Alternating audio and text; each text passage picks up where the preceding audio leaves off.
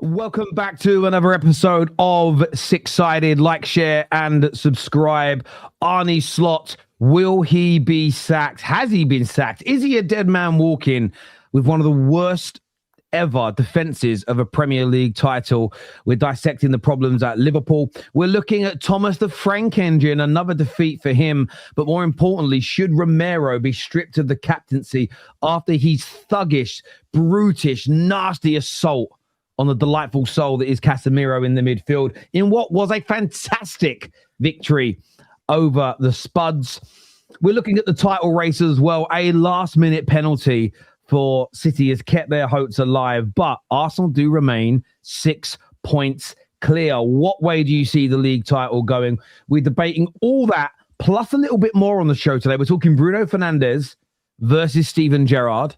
We want to get your takes on that as well. Plus, is VAR a killjoy? Is it draining the passion and spontaneity out of football? We're talking about all that and more. We've got a brilliant panel for you today. Anton is back with us to watch him big up Arsenal and wind up their haters. Wolfie is here with us again. It's great to have him back on the show after a few weeks away. Also, I'm rooting for him. I really want Forest to help relegate Spurs. It would be a great day in my family. It would be a great day in my family. Lulu is here, bigging up Chelsea today with his fake bookshelf to look intellectual, but they're all colouring books. They're colouring. I'm not having this. I'm not. Look. I'm not having this. They're colouring books. Look at this. I'll put it off a shelf for you. See that, Terry? See these? They're called books. You read out of them, mate. Hang on. That's porn. That one called? Another one. That's where he hides it between the. Getting selected now, huh? Okay.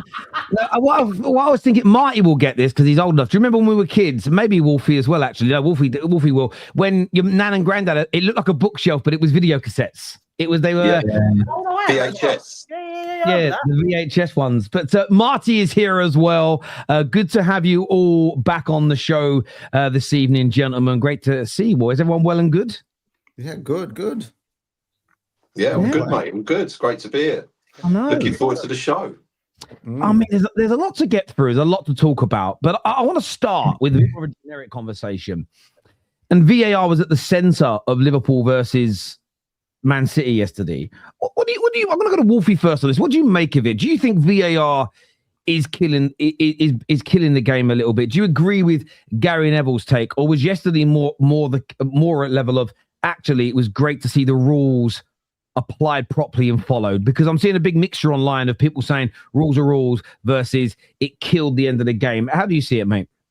I don't think VAR is the issue. I think it's the officials that use it that's the issue. It's still a human issue for me. I look back at a lot of the World Cups, the Euros.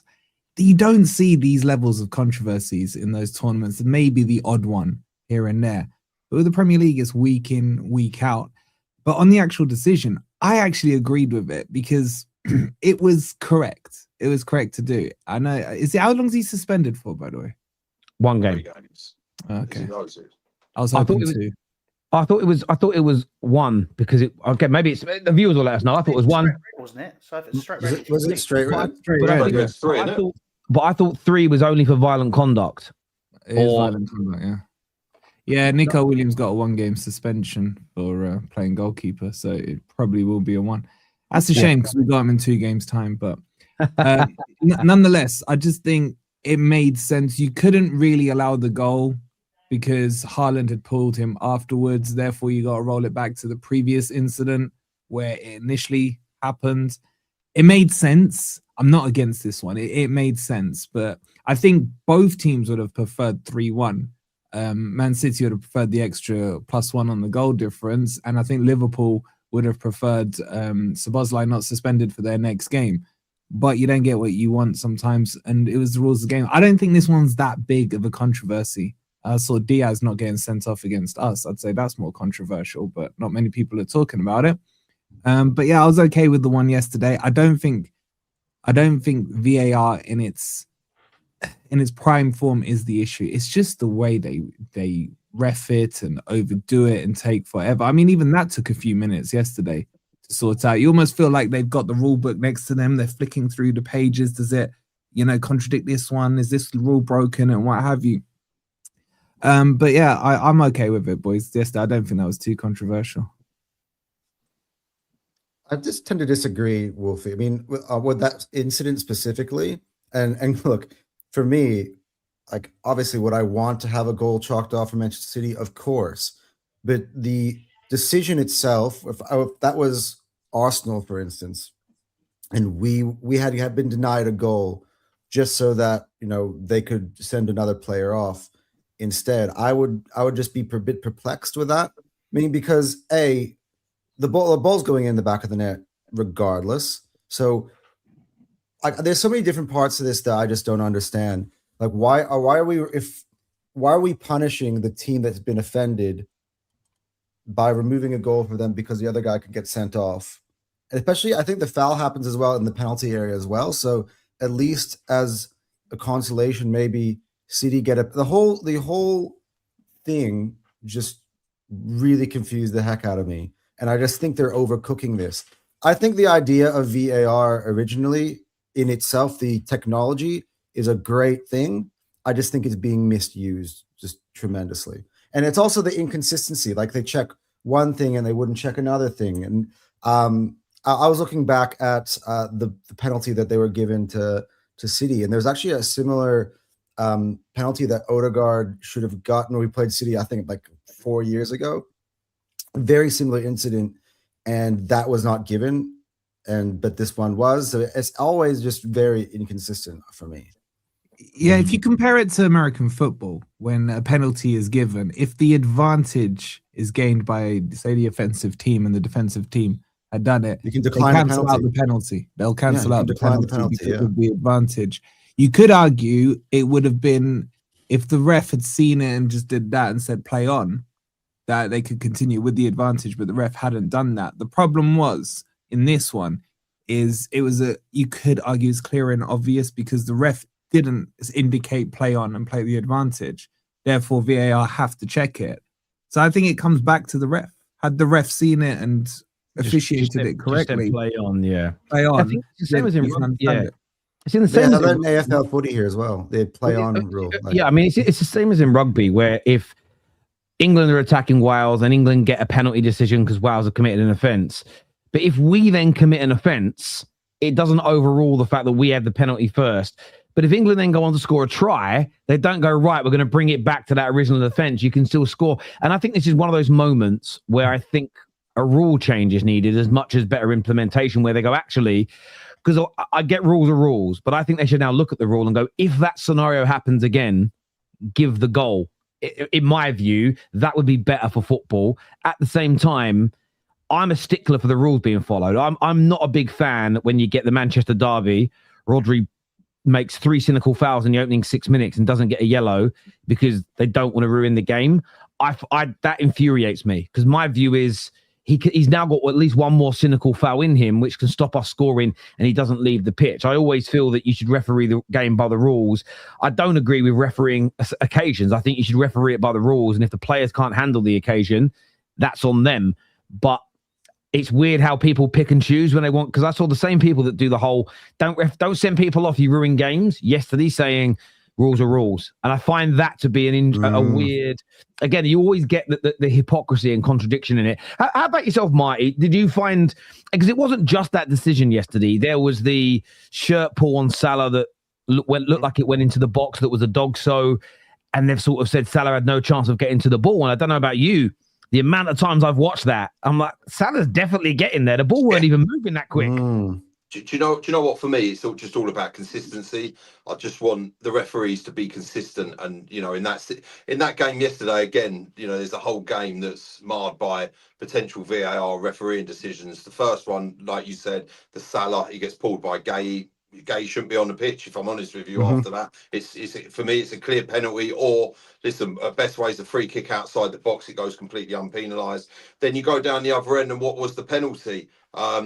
Alisson comes flying out. Listen, there's contact made, but the consistency part of that is we saw that when Gyökeres got hauled down by Nick Pope against Newcastle. at St James's Park earlier on in the season, and they turned around and said that the ball was going off, or made up some next rule to not give that as a penalty. So I just want to see consistency in these situations. Do I believe that Szoboszlai should have got sent off? Yeah, he did. He fouled Haaland, and then if Haaland doesn't foul him, Szoboszlai clears that off the line. That's it. They were both having a tussle. Szoboszlai fouls him first, and then Haaland clearly, Haaland gets to that ball if Szoboszlai doesn't foul him, and then obviously if Haaland doesn't foul Szoboszlai, he gets to that ball. So there's a couple of parts of it. I think for me as well, one thing I really noticed, I'm not that used to watching football with commentary on, and for the first time I really noticed Gary Neville's overinflated bias in situations, going, it's ruined the game and all this, and I'm just like, mate, calm down. And the one thing that was very clear for me to see is it's insane actually that he'd want their direct rivals Man City to win the game more than Arsenal winning the champion, the league, and that's clear to see. So there's another football game with a variety of refereeing decisions. Craig Pawson, have I got great experience of him refereeing Arsenal? No, I haven't. There's always something going on. There's always some inconsistency, and like I just heard earlier on, I blame a lot of it.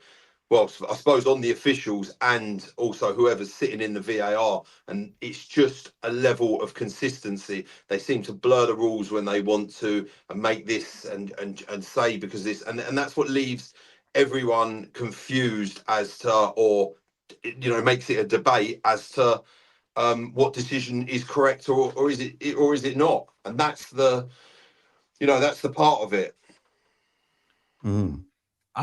Hear me out, boys. Right, I come up with crazy ideas, but I think this one works. I think you should take the decision out of VAR hands and out of the ref hands on the controversial ones and put it into the manager's hands. So what I mean by this, VAR is only used for goal lines and offside, the binary stuff, let's just say. If there's a decision that is controversial that the team doesn't agree with the ref, the managers should get like 2 challenges, for example. I agree. I mean, they throw the challenge in. If they win the challenge, they keep the challenge. If they lose it, I don't know, they lose a substitute or something like that. Just to make it into the manager's hands. Therefore, you can't really penalize the ref. The ref doesn't have to have then this reliance on VAR. And I just think it would work better. Something like that. I don't know what the ins and outs exactly are, but that's the skeleton idea. I mean, we were just watching the Super Bowl yesterday, but like I'm a big NFL fan as much as it is, and I think that is a fantastic idea because in the NFL you get two challenges, right? If you get the challenge correct, you get to keep both challenges, so you will always be able to make a challenge as long as you keep being right. If you are wrong, you lose your challenge, and you also lose a timeout. And it means that you'll find out if the team themselves have an issue with the call. They will go out and they will proactively be like, hey, I want to challenge that call. The other thing I think that you mentioned earlier that by the way, the NFL for me is the best refereed sport because of the systems that's been put in place. But for me, like if yesterday's situation goes on, they can give Guardiola the option, be like, hey, do you want to decline? We're going to send Szoboszlai off. Yeah. But with that though being said, we're also going to chalk off your goal. Do you want to decline the red card, or do you want to keep the goal? And Pep probably been like, you know what? I'd rather keep the goal. But even then, if it needs an appeal, I don't think even in that scenario. But I mean, some people might go, that might slow the game down longer. When you say NFL, everyone goes, the game's going to be slowed down more. But I actually think there's been loads of examples, right? There's been loads of examples where goals have been disallowed, and the weirdest ones are when you don't see a single player on either side appeal for it. Everyone just kind of goes. Even when Liverpool scored against City earlier on in the season, Donnarumma sort of said offside. All the rest of the City players just turned around, skulked, and walked off. None of them expected that goal to be disallowed. And I think that in those moments, you would speed things up because if no one's appealing it, then you don't need to go and check it. You just go with the on-field decision. But there are some, as you say, which I think you straight away know. Everybody knows. It was Chelsea's handball the other day, the penalty against Palace. Every player on the pitch knew straight away, 100%, that was a proper handball. So you would then appeal it. You would get it looked at. It's mad, actually. 2 of those have happened in the space of 2 weeks because Newcastle had one yesterday as well. And I was having an argument with Kane. Is that Newcastle fan the group chat goes, but it ain't a penalty, it's accidental. And you're like, sometimes you're like, I've got to repeat everything I learned 2 weeks ago with Chelsea. It's like, it doesn't matter if it's accidental, if it's going in. But no, I don't think that's too bad. How about yourself, Lou, when it comes to the VAR stuff? It got a lot of criticism over the course of the weekend. So I actually had a very, very interesting conversation with Mike Dean on that midnight shoot that we discussed a few weeks ago. Where I actually spoke to him about VAR and the quality of officiating, and I think he wasn't great himself. he's like, well, for a start, he had massive veneers and his teeth were so white it was almost blinding. But that's another conversation. But aside from that, it's like he laid out some very important things. Like he spoke, I think, obviously, the big question I challenged on. If we're talking about VAR, I always talk about Cucurella and Spurs when Romero pulled his hair. The famous Tuchel Conte lock eyes handshake, that game, right? And it was interesting to hear about what goes on in VAR and how it operates. And he agrees that VAR is slowing things down and the quality of it isn't very good. I think it's all well and good having this conversation every week because there's always going to be something every week. But the quality of refereeing is only going to diminish over the next 5 or 6 years because the amount of referees that's coming through is only getting smaller. I think there's only been like 5 or 6 that have been given appearances in the Premier League, not added to the register, but appearances, right? And it's certain things where, if I'm going to talk about this game in isolation, aside from that, I'm a bit of a stickler for the rules, but I am also, if they can be bent logically, then I think they should be. And I think that goal going in, like you're all saying, where you kind of go, okay, well, the quality of the finish and, well, not the quality, well, the fact that it went in, nobody appealed it, you just leave it, and the referee can have an on. We've seen the referees once or twice a season already kind of go with their own decision instead of what VAR has recommended to them. I don't understand why Craig Pawson, maybe in that situation, didn't just go, you know what, guys, just leave it. Like it was literally what was 100 minutes. It was an additional 3 minutes on top of the 7 minutes that were added. It's like, guys, just shut up. Just leave it. Like, it doesn't matter. The game was already lost. What game was it, Lou? What game was it, Lou? The other panelists, you might remember. And I want to say it was a City player that pulled someone back. It was a Dogso situation. But it was literally the last 10 seconds of the game. And they basically just went, let's not bother. The game is over. That happened earlier on in the season. And I think most of us watching went, oh, that's going to be a red card. And it wasn't given. That's the element for me, as you say. Sometimes, you know, we either have to have a situation where we're sticklers for the rules or we use common sense. I think there almost needs to be a conversation with the PGMOL over that. But I also thought what was weird this weekend was the penalty. And I think the ball was clearly not going to be kept in by Nunes. I think everyone, if they're being honest and drops their tribalism, will say he got the ball over the goalkeeper, but it was going to go out for a goal kick. So based on what they said about the Gyökeres Pope penalty, can't be given. Equally, we've seen, and I put these all into the same ballpark. Foden had a shot that went over or wide a few weeks back and got clattered by a defender afterwards. And it was defended by the PGMOL that said because he got his shot away, there was no disadvantage. And yes, he got caught by the block, but no penalty. Maguire last week puts the block in. The shot is taken, doesn't impede the shot. The keeper saves it. The ball isn't going to land back at the feet of the defender. And then Maguire doesn't take him out. The striker's kicking leg lands on Maguire's and then he falls over. Penalty given. We see yesterday's given. And then what we also saw the weekend was Gyökeres score a goal, but then have a lunging stud tie challenge, hit his kneecap, and that's okay because he scored the goal. And I personally look at all of these decisions, and none of those make sense to me. There is such an inconsistency. So we're saying Isak scored, but had his leg broke by a bad lunging block. There's no punishment for Van der Ven.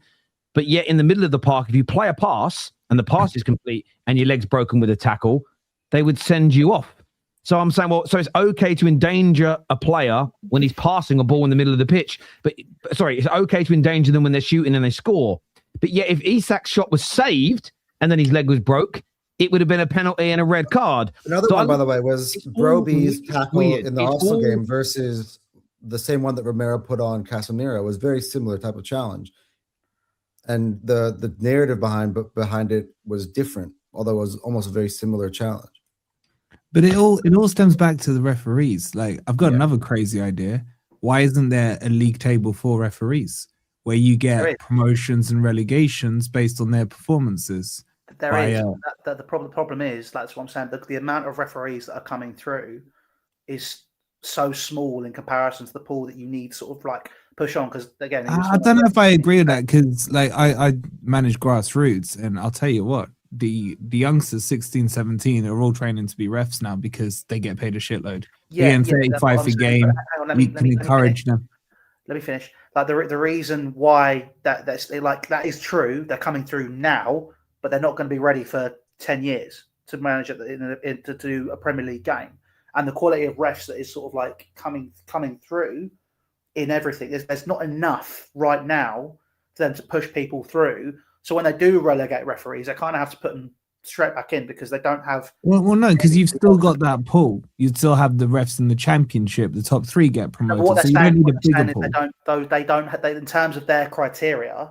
Because I raise all these points, and it was like, in terms of the criteria that PGML have, in terms of what you need to sort of have the regularity of games in the Premier League, the referees in the Championship don't have enough experience to put them through as you're now going to be an established Premier League referee. So Lou, I get that's the established process, but that's why for me, I don't even disagree. I get where you're both coming from. This is where an independent regulator of sorts needs to assess this, because it sounds more to me like they've created a bit of a Super League, which is these managers are in it and they'll never get relegated because the guys below can never accumulate enough points to ever get into it. There's no jeopardy for them. And that is where half the problem in life in general, human beings are the same all around the world. If you've got sort of security in what you're doing, and there's almost, unless you do a David Coote, right, which is horrendous on every level, unless you act like David Coote, you're basically you basically got a job for life, no matter how bad you are at it. And that in itself is mental. If you actually be honest about it, that in itself is mental. They created a scenario where no one in the lower leagues can create enough, as you say, points or get enough validation to get the opportunity at the highest level. The craziest thing is the worst ones are the ones that we send to the World Cup, we send to the Champions League. What he was saying, and by the way, I like, as much as there is some screaming and shouting, which isn't my bag necessarily, but in terms of the video itself, the way he answered the questions, it actually makes things make a lot more sense. Like, they are developing them and they are coming through. Like, they've got, I think it was 6 referees that come up from the Championship to referee games in the Premier League this season. And they, within the next year or so, are going to be being put in. Because it's like, I think it was like Jonathan Moss, for example, last season, couldn't referee a single game because he had a surgery. So they had to bring and push people through. And I think there was somebody else who had an issue. But I mean, it's that. So there are referees. I agree with you. Like, I used Anthony Taylor as a prime example because, I mean, Chelsea have had loads of run-ins with Anthony Taylor. Two cup finals with Arsenal, I think, is like we had Kovacic sent off when we shouldn't have done. Alexis Sanchez handball 2017, sending off someone in that game when he shouldn't have done either. When we played Spurs, Gazaniga basically clotheslining somebody, not getting sent off for it.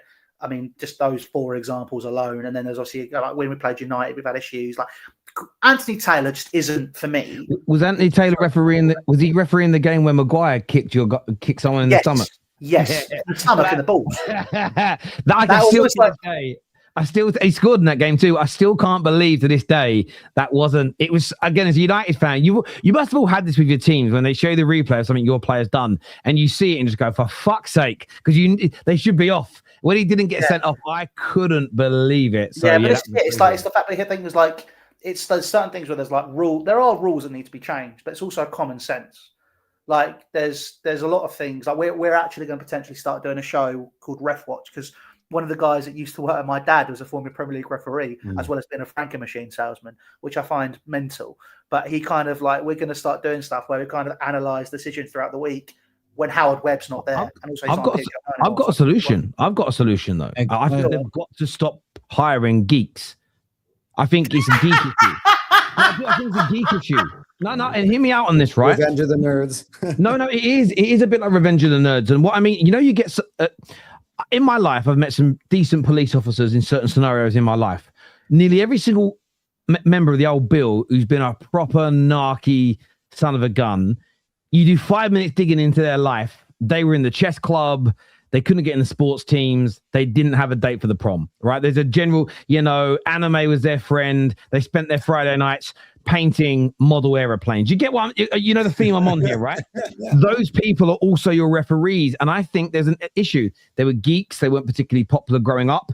They've suddenly got this bit of power, and it's a little bit like Gollum. They're a bit precious about it. I think what they've got to start doing is getting some cooler, better looking, more laid back, taller people in there, just who are a little bit more comfortable. I also think a few more women. They're a little bit more logical when the heat gets on than men can be. So from my point of view, I think another solution, I like Wolfie's, is less geeks, more jocks. Do you know what I mean? We need to bring no more in-betweeners. We don't want the in-betweeners refereeing our games anymore. Just get the ex-players in, mate. Just get ex-players. Could you imagine Roy Keane as a ref? They're not going to argue. Let me go with it. But I'm saying there's plenty of the players are going to bring up Wolfie. You're going to bring up Roy Keane. Well, I think it's when you talk about referees, I think that the last one, which I think we can all unanimously agree was actually a good referee, like unanimously, is Pierluigi Collina. And that's like 20 years ago. So it's a bit like the fact, I think it's not even like, it's just people are just more useless now. And there's too much red tape and too much. Ex-players know the game. It's like, I agree. I agree. I think where I get where you're coming. I think Wolfie. I don't think you'll ever get Roy Keane to do it. But there are a lot of players at league football that were League One, League Two, Championship players that don't have enough money to retire on. Right. They should be your target. They should be your target audience of. We want to get some people that have played. Like, the amount of times you see a stamp and then the referee they check it. The stamp on Dorgu recently with Carl Walker. Referee didn't give it. It's because they ain't played the game. It's because they were painting their model aeroplanes. Everyone who's played football, any level, especially pros, they know that was deliberate. The right punishment happens because they understand the game. Also, you know what to look for. And that's as much as referees are trained and they're out there looking, there is a difference when you're trained to be a ref, what you're looking for, versus someone who has done that role. Does that make sense? It's why often, a lot of the people that, great story. You've all seen the movie Catch Me If You Can, right? With Frank Abagnale. The reason the FBI hire fraudsters like him is because they are better at finding fraudsters than people that are trained to find fraudsters. London's police force and a lot of the police forces in big cities go into the prisons and they take out of prison people that were like amazing pickpocketers to teach them how to look for pickpocketers. It's the same concept. And we need to, I agree with Wolfie, we need more of that. Watch the show White Collar? No, I've heard of it, but I ain't watched it. Yeah, similar concept. Well, it's the same as Mindhunter, isn't it? So Mindhunter, to look for serial killers, they spoke to serial killers. Stuff like that. But Mindhunters is based on real life. That's how they built profiling, was doing that. It's the right way to do it. And again, football's just always behind the curve. Viewers, please like the video if you haven't done so already. Really, really important for us. I want to stay on the Liverpool game for the next subject. But look, we will touch on Slot. But I wanted to ask you guys a question first. Do you guys think Liverpool face a big decision in the summer over Mo Salah's future? Just 4 goals from him in the league this year. We know how much of a legend he is, but it was another game that seemed to really pass him by. There was one good cross that was made to Ekitike, which he should have scored from.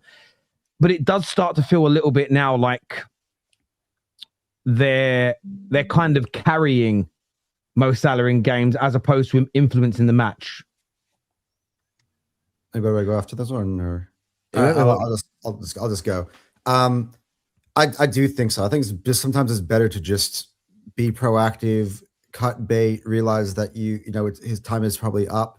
They probably really shouldn't have given him an extension because it makes this decision even more difficult because there's a lot more money at stake. But yeah, I just think that's good management. Anytime you kind of got to be able to know, hey, maybe this guy's going to be a season away from dropping off. Let's cash in when his value is still high. And I feel like right now Liverpool messed up that opportunity.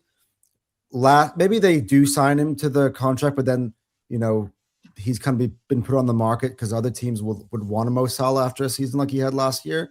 And if I were them, I would cash in now while Saudi might still see the value in him, because I think they could reinvest that money. They can get a better, younger player like a Michael Elise. But I also don't think it's just Mo Salah. I was watching Liverpool yesterday, and I'm seeing Van Dijk, I'm seeing Alisson, and I'm like, this Liverpool team just seems very old. It seems like they've gotten very sentimental and they've hung on to these players while they were been great players. But I think they've hung on to them a little bit too long. I think they needed to come up. I think they needed to get Guehi in the summer earlier than when they did. That way they had a ready-made young replacement ready to go there. That way they were ready to let, Van Dijk walk off into the sunset. With Alisson, I think they have one with Mamardashvili, who I think is going to be a good keeper eventually as he settles into this league. But they need something like that with Salah. They can get a Michael Elise is a good example. I've actually, interesting thought, and everybody's probably going to think it's funny, but there's a former Liverpool academy player on the left wing named Harry Wilson who's having a sensational season this year. Why not bring him back to the club? He's a Liverpool player, like academy player through and through. He would fit the profile of probably being a Liverpool star, and we bring him back and replace Salah or something like that. But yeah, I think it's time. I think it's time that they cut bait on Salah while they still can. I think you're right. I don't think by no means, and want to be very clear on this, I'm not suggesting that Salah is the problem at Liverpool, because I never think a club has one problem. I always think that they're multi-layered. But Marty, how about yourself? Watching Mo Salah this year at £400,000 a week, 4 goals. I know he missed a handful of games, maybe 4 or 5 games because of AFCON, but 4 goals is nowhere near a good enough return for someone on that amount of money. Yeah, do you know? I thought it's 350 grand a week. It's an insane amount of money. And Mo Salah, listen, he's a Liverpool legend. He's a Premier League legend, and the numbers that guy's hit, and obviously got that contract based on those numbers that he's had consistently over years. And then this season, for me, obviously, being an Arsenal fan, it's not like I've really wanted to hit form, but I'd imagine as a Liverpool fan, it's those games where you think, oh, listen, he's going to turn up now, he's going to do something. But the games that I've watched him in, he's been pretty anonymous, and has certainly not been the Mo Salah that Liverpool fans have come to know and love. And he's certainly not lit up the Premier League. And, you've got to say, signing that contract on that sort of money, you'd expect more consistent, better numbers and performances there. Also, for me, there was that situation where he came out in the press. There was an issue with Slot. I can't remember the intricacies of it now, but basically come out saying that, he's not getting selected, or sort of he's not favoured or something like that, which was, for me, any player that comes out and does that to the media and doesn't keep that stuff in the locker room, there's a discipline issue. And furthermore, especially, I remember at Arsenal, we saw it with Aubameyang. He was pretty much scoring a goal 1 in 2 games, and then he signed that contract. I think it was at the time 250 grand a week, and he went from scoring 1 in 2 to 1 in 5. And you see it with players sometimes. They've sewn up their future, and the pressure's off. He's there. He's a Liverpool legend. And I think yesterday's game was as a classic example. He kind of goes missing, and a talisman of that caliber, you'd expect him to go and ignite that game, change it. But it's like every game is, he'll do it next game. And even as an Arsenal fan, I've looked at Salah, and I've had debates with Liverpool fans that said no, but he's one of those players that you've got to leave on the pitch because he'll always pull something out of nothing. But he just hasn't. And 4 goals for that sort of money is just. If I'm honest, it's a ridiculous return. And they had that offer. I think they had an offer of, was it 150 million from Al Halid, a Saudi club that came in. Maybe Liverpool. That's it. Maybe Liverpool ruined the decision then, and thinking maybe we should have cashed in on him then and gotten a phenomenal amount of money. And they might not be in the situation they are with, obviously, defensively.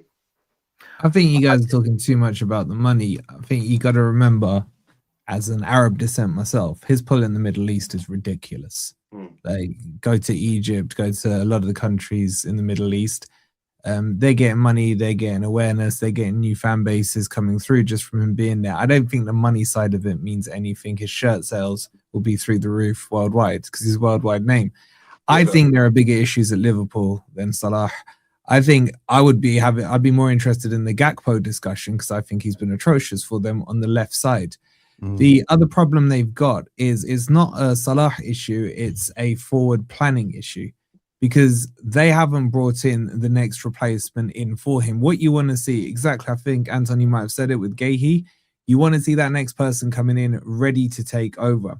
The problem Liverpool have is it would have to be an unknown talent that they would nurture, because you're not going to go and get yourself a Guehi, for example, in a World Cup year, if you're looking at the Van Dijk future, to sit on the bench and just sit there until Van Dijk falls off or gets injured. Same scenario with the right-hand side with Liverpool.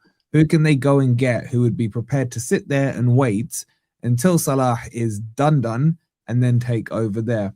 Would they be willing to challenge, especially in World Cup years? I understand. That's brought up a guy like Gary Wilson. I understand that argument, but Arsenal have just done that in every single position across the pitch this season. They've got a replacement, a top, not just a replacement, a top quality replacement in every single position all over the whole pitch. They're not competing with that's not about who's going to be happy to sit on the bench. You look at keep calling him William Mascara. Mascara we've got as a centre back, absolutely phenomenal player. Plays his cover, gets rotated. You look at Eberechi Eze, we've got him. We bought him for 68 million quid. He sat on the bench.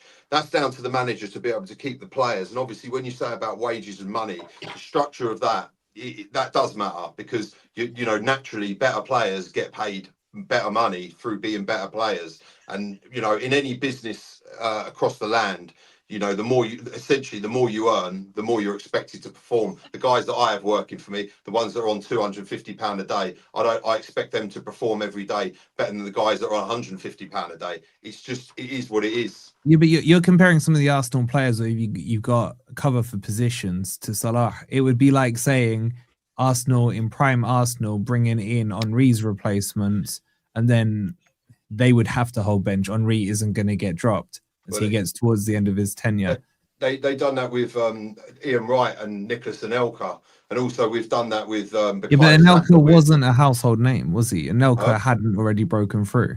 No, I know, but he broke through and he ousted Ian Wright out. Yeah, but that's my point. Liverpool have to find the next young generation talent that can break through. It can't be a big name that's coming in who's going to sit and hold bench. Yeah, no, I'm not saying it has to be a big name, but I mean, Salah wasn't a big name himself when they brought him into the first place. So yeah, but that's down to them to recruit. Whether it's a young unknown player, whether it's a youth team player, whoever it is, that's down to their recruitment to bring in the right player to cover Mohamed Salah. That's the problem. And then also you're putting on a guy on that sort of wage, that amount of wages, 350 grand a week. That is or 400 grand a week. That is a phenomenal amount of money. That is ridiculous. And I'm sorry, 4-goal return is not acceptable for that. Simple as that. They do have options in that team.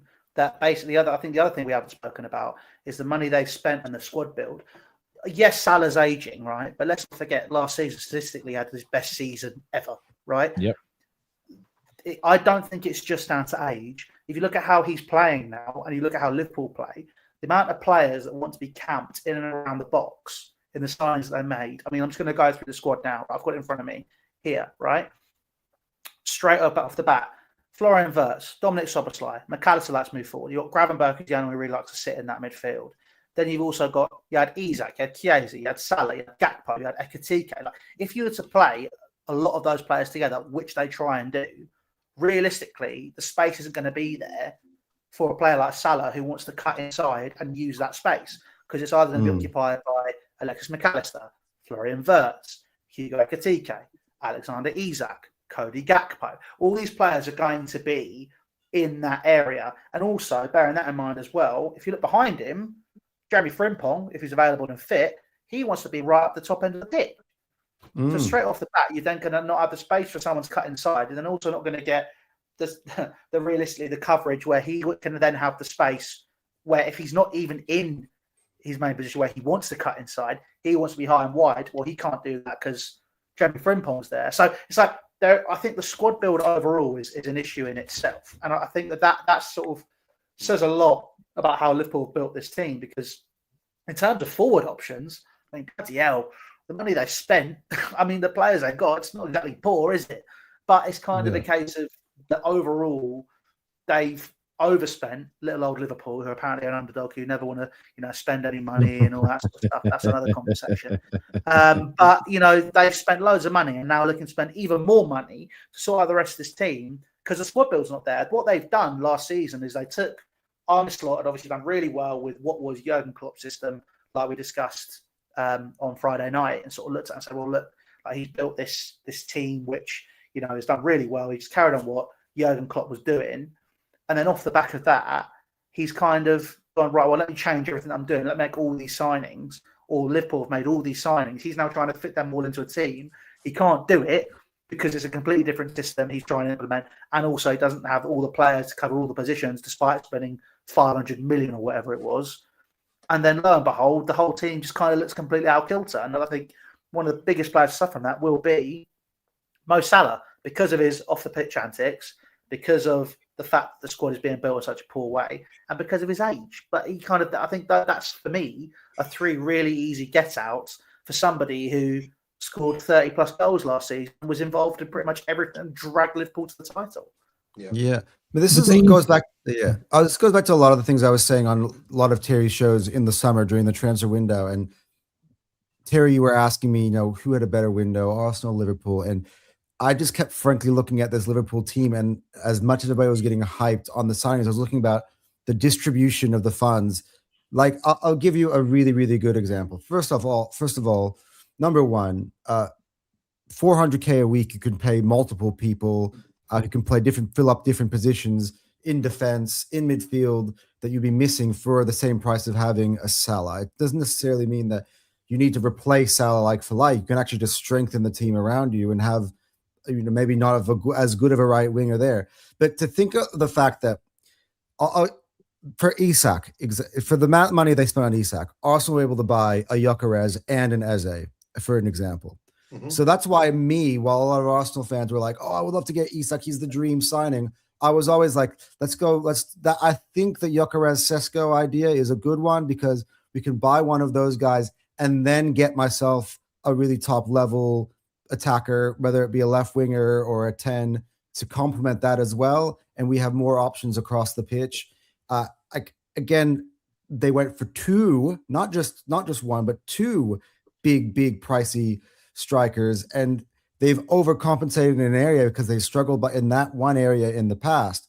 But instead, they left themselves short at the back. They left them short on the wings in sort of depth, and it kept being ignored because the Wirtzes and the Isaks were such sexy names in the window. And I just kept looking at him like the squad build it's not. I hear what you're saying, but there wasn't an upper limit to what Liverpool could have done in that summer. So it wasn't because they bought Wirtz, Isak, Ekitike, etc. that stopped them from buying a centre back or a left winger or whatever. They still could have gone and done that. I don't think it's too connected to say, okay, well, we've spent this much, therefore we can't cover this, because they went to get Guehi, for example, towards the end of the window. But they left it too late, Wolfie. Yeah, but that's timing. That's not about money. Yeah, you can say they didn't. They spent most of the summer chasing Isak.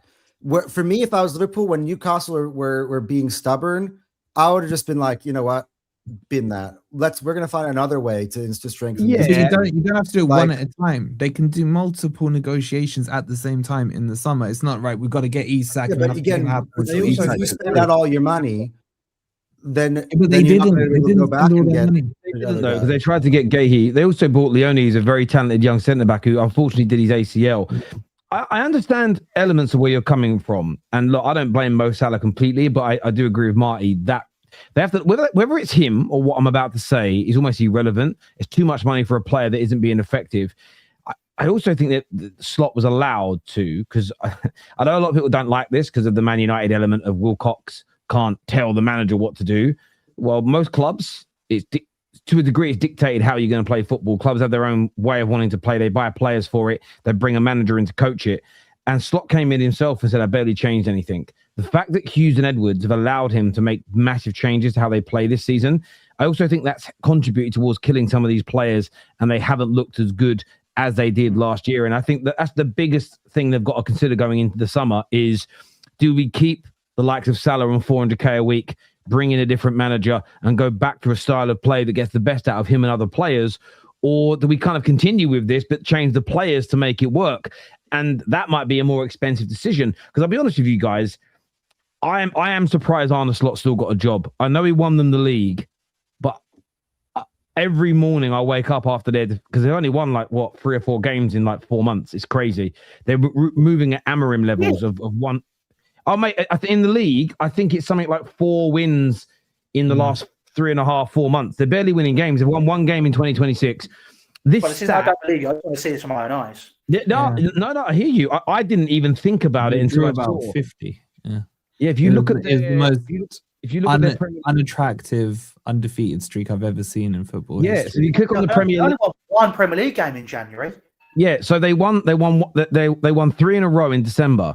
But if you go from the 3rd of December until now, so they played 1, 2, 3, 4, 5, 6, 7, 8, 9, 10, 11, 12 games. They've won 4 of them, but they've got 1 win in their last 4, 5, 6, 7 games. It's very, very poor. You're going all the way back to October. But even then, if you go back just beyond that, they lost 6 out of 8 Premier League games. So you actually go back to the end of September, they've played 20 games, and out of those 20 matches, they've won 1, 2, 3, 4, 5, 6 games in the last 20 Premier League matches. They're 13th in the form table on the last. So if I look at from the 27th of September, Palace beat them 2-1. We beat them. United beat them.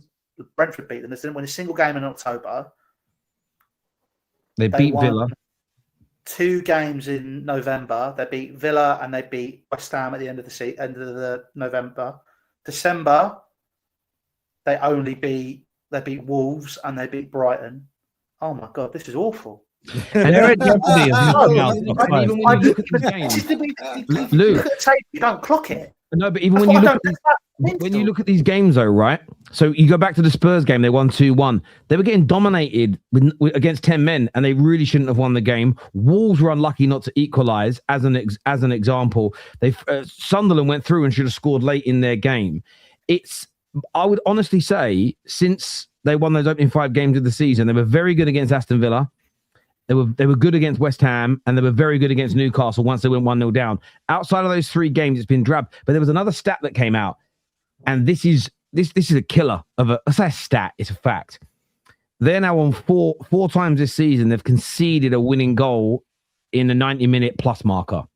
That makes them the joint worst team ever in Premier League history. No one has ever conceded a losing goal more than 4 times in a Premier League season. When you consider all the tosh teams that the Premier League has had, one more time now they concede a winner in the 90-minute plus mark. They become the worst team in Premier League history for that, and they're the defending champions. They don't create enough chances for long enough in games. They have periods. Defensively, they're weak. At set pieces, they're weak. I'm not saying this because I'm trying to dig out a rival. I'm genuinely shocked that he's still got a job. I cannot believe that Liverpool are risking. They are on, if you look at their current trajectory, they are on course to finish between 6th and 9th in the league. If this midweek goes wrong for them, they're away at Sunderland, who haven't lost at home all year. If they lose that game and Chelsea and Man United both win, they will be 7 and 8 points respectively away from a Champions League position. And they barely win games, and it hasn't got any better with him. And they have these moments where they look really good in a game. The next match, it seems to just fall apart. I do feel for Liverpool fans, because as much as he won them a league title, this is starting to look like gross negligence keeping him there for me. Can I ask a question, though, Terry? The question, go on. Sorry. No, just let's say that Slot goes ahead and he wins them the Champions League this year, because I think that's where they're going to have to put their eggs in the basket. And the 2 games that they played against us, if they were to use that as a template for how they want to approach the Champions League, which is defend very, very well and take their opportunities when they can, I think that's a team that can make a run in the Champions League. Let's say they win that. Obviously, they would qualify for the Champions League next season anyway, despite their league finish. And Slot would have then in 2 seasons won them the Premier League and then won them the Champions League. Do you sack him in that scenario? Yes. No, yes. You give him a contract for life. I don't want I think at the end of the season, Liverpool, the amount of managers that are going to be available on the market in the summer, I think that's probably why he's not been sacked yet. because they're not going to get an interim, because the interim will probably be Steven Gerrard, and everyone knows how that goes when he's in the Premier League. Aside from that, it's kind of like you just look at it and you see, I mean, Merska's available. You've got obviously Luis Enrique is going to be available. Ruben Amorim's available. There's lots of there's lots of managers that are available sort of in the summer that minus Amorim are kind of top draw coaches. I think realistically, what's going to happen with Arne Slot is he's going to be what I said he was last week, and he's going to be end of the season. Look, irrespective of what happens, I'll be like, look, let's shake hands, leave it, off we go. And then from there, he'll be that manager who he'll go to a club, he'll win a trophy, he'll leave. He's going to become that coach. I can see. Well, can I ask you boys this question then? I've asked it on a couple of panels, but I'd be intrigued to know your thoughts on it and what the chat think. Other panels? What do you mean, other panels? It's not allowed, Terry, is it? Don't tell no one. It was. Yeah. If Arsenal win the league or Man City win the league and Liverpool win the Champions League, who's had the better season? Arsenal. Chelsea Football Club. Brentford. Brentford have. Probably Arsenal for getting over the line. If City win it, it might be a different conversation. You would say that, Terry. You're an Arsenal fan. This is true. This is true. I look at it this way, right? The as much as winning the Champions League is amazing, you still need to assess league form, and it's still your bread and butter. Bring over the cracks. Yeah. It's the Champions League, and it's gargantuan, and it holds a lot of weight, and it's really, really special. But we have, if you look at Chelsea as an example, they had Roberto Di Matteo who won them the Champions League, and hindsight shows they should have just gone, thank you, goodbye, God bless, and not given him the job full time because he wasn't good enough. The big question is that what they would have to have faith in, and this is how you make a real decision, is do Liverpool's hierarchy believe the league form is going to improve next year? If they don't, and they're like, because Spurs did it on a lesser level, but they're not as big as Liverpool, and won the Europa League, but they knew they were struggling in the league because of him. That being said, they're 14th this year, so maybe it wasn't all down to Big Ange. But well, no, we saw him at Nottingham Forest. We saw how shit he was. Like it's unbelievable how bad a manager he was there. But it's a hard question. It's a hard question. Because because at the start of the season, if you said to Liverpool fans, you're going to win one of the majors, would you be happy with that? I think they all take that. By the way, there's a few saying quad. By the way, do you want to know how mad people are about? You did say if Arsenal or City win the league, right? Yeah. See, this is how crazy Arsenal's haters are. He didn't even mention Arsenal, Terry. He said Liverpool or City. This is how fucked they are. Said Arsenal or City. It's why I say. It's why I say. Okay. Arteta and Arsenal haters. It's a mental illness. It's rendered you deaf. Maradon. That's why this guy Maradon, we call him Maradon the moron. He just says these things all the time. Oh wow, Maradon, you had a break from the channel for a while. I think you need another one, me old mucker. Go back. go back. Realistically, if Arsenal win the league, Arsenal have had the best season because it's been 20 odd years and they'll have actually won a major trophy. You know, that's a big thing. But what's more important to Arsenal, the league or the Champions League? Because they've never won that. League. Right now, it's the league. Well, We've been chasing that thing for 4 years. Arsenal can answer that. It's not up to me to say. Yeah, it's the league first. Terry, isn't it nice to sit here as someone who's won all of it? It's really nice, isn't it? I know. It's good company I'm in, apart from two on the panel. It's like, you know, there's 3 European champions and 2 Fairs Cup winners. Cup winners. So, you know. We won that as well. We've done. I think the fact that I'm the only one who's won all of it. So listen, you lot should all. When it comes to European trophies, without my club, none of you would even be playing in it. So remember that. Actually, technically, we turned it down, and then you went in instead of us. So yeah, just a bit of a history there. But you turned You turned it down. You turned it down because the FA were putting pressure on the English clubs not to go there because they didn't like it. You guys bottled it, and we said no. We think this is the future of football. We lost a team over it. Our team died because of it. So it's a very special trophy to me, the European Cup.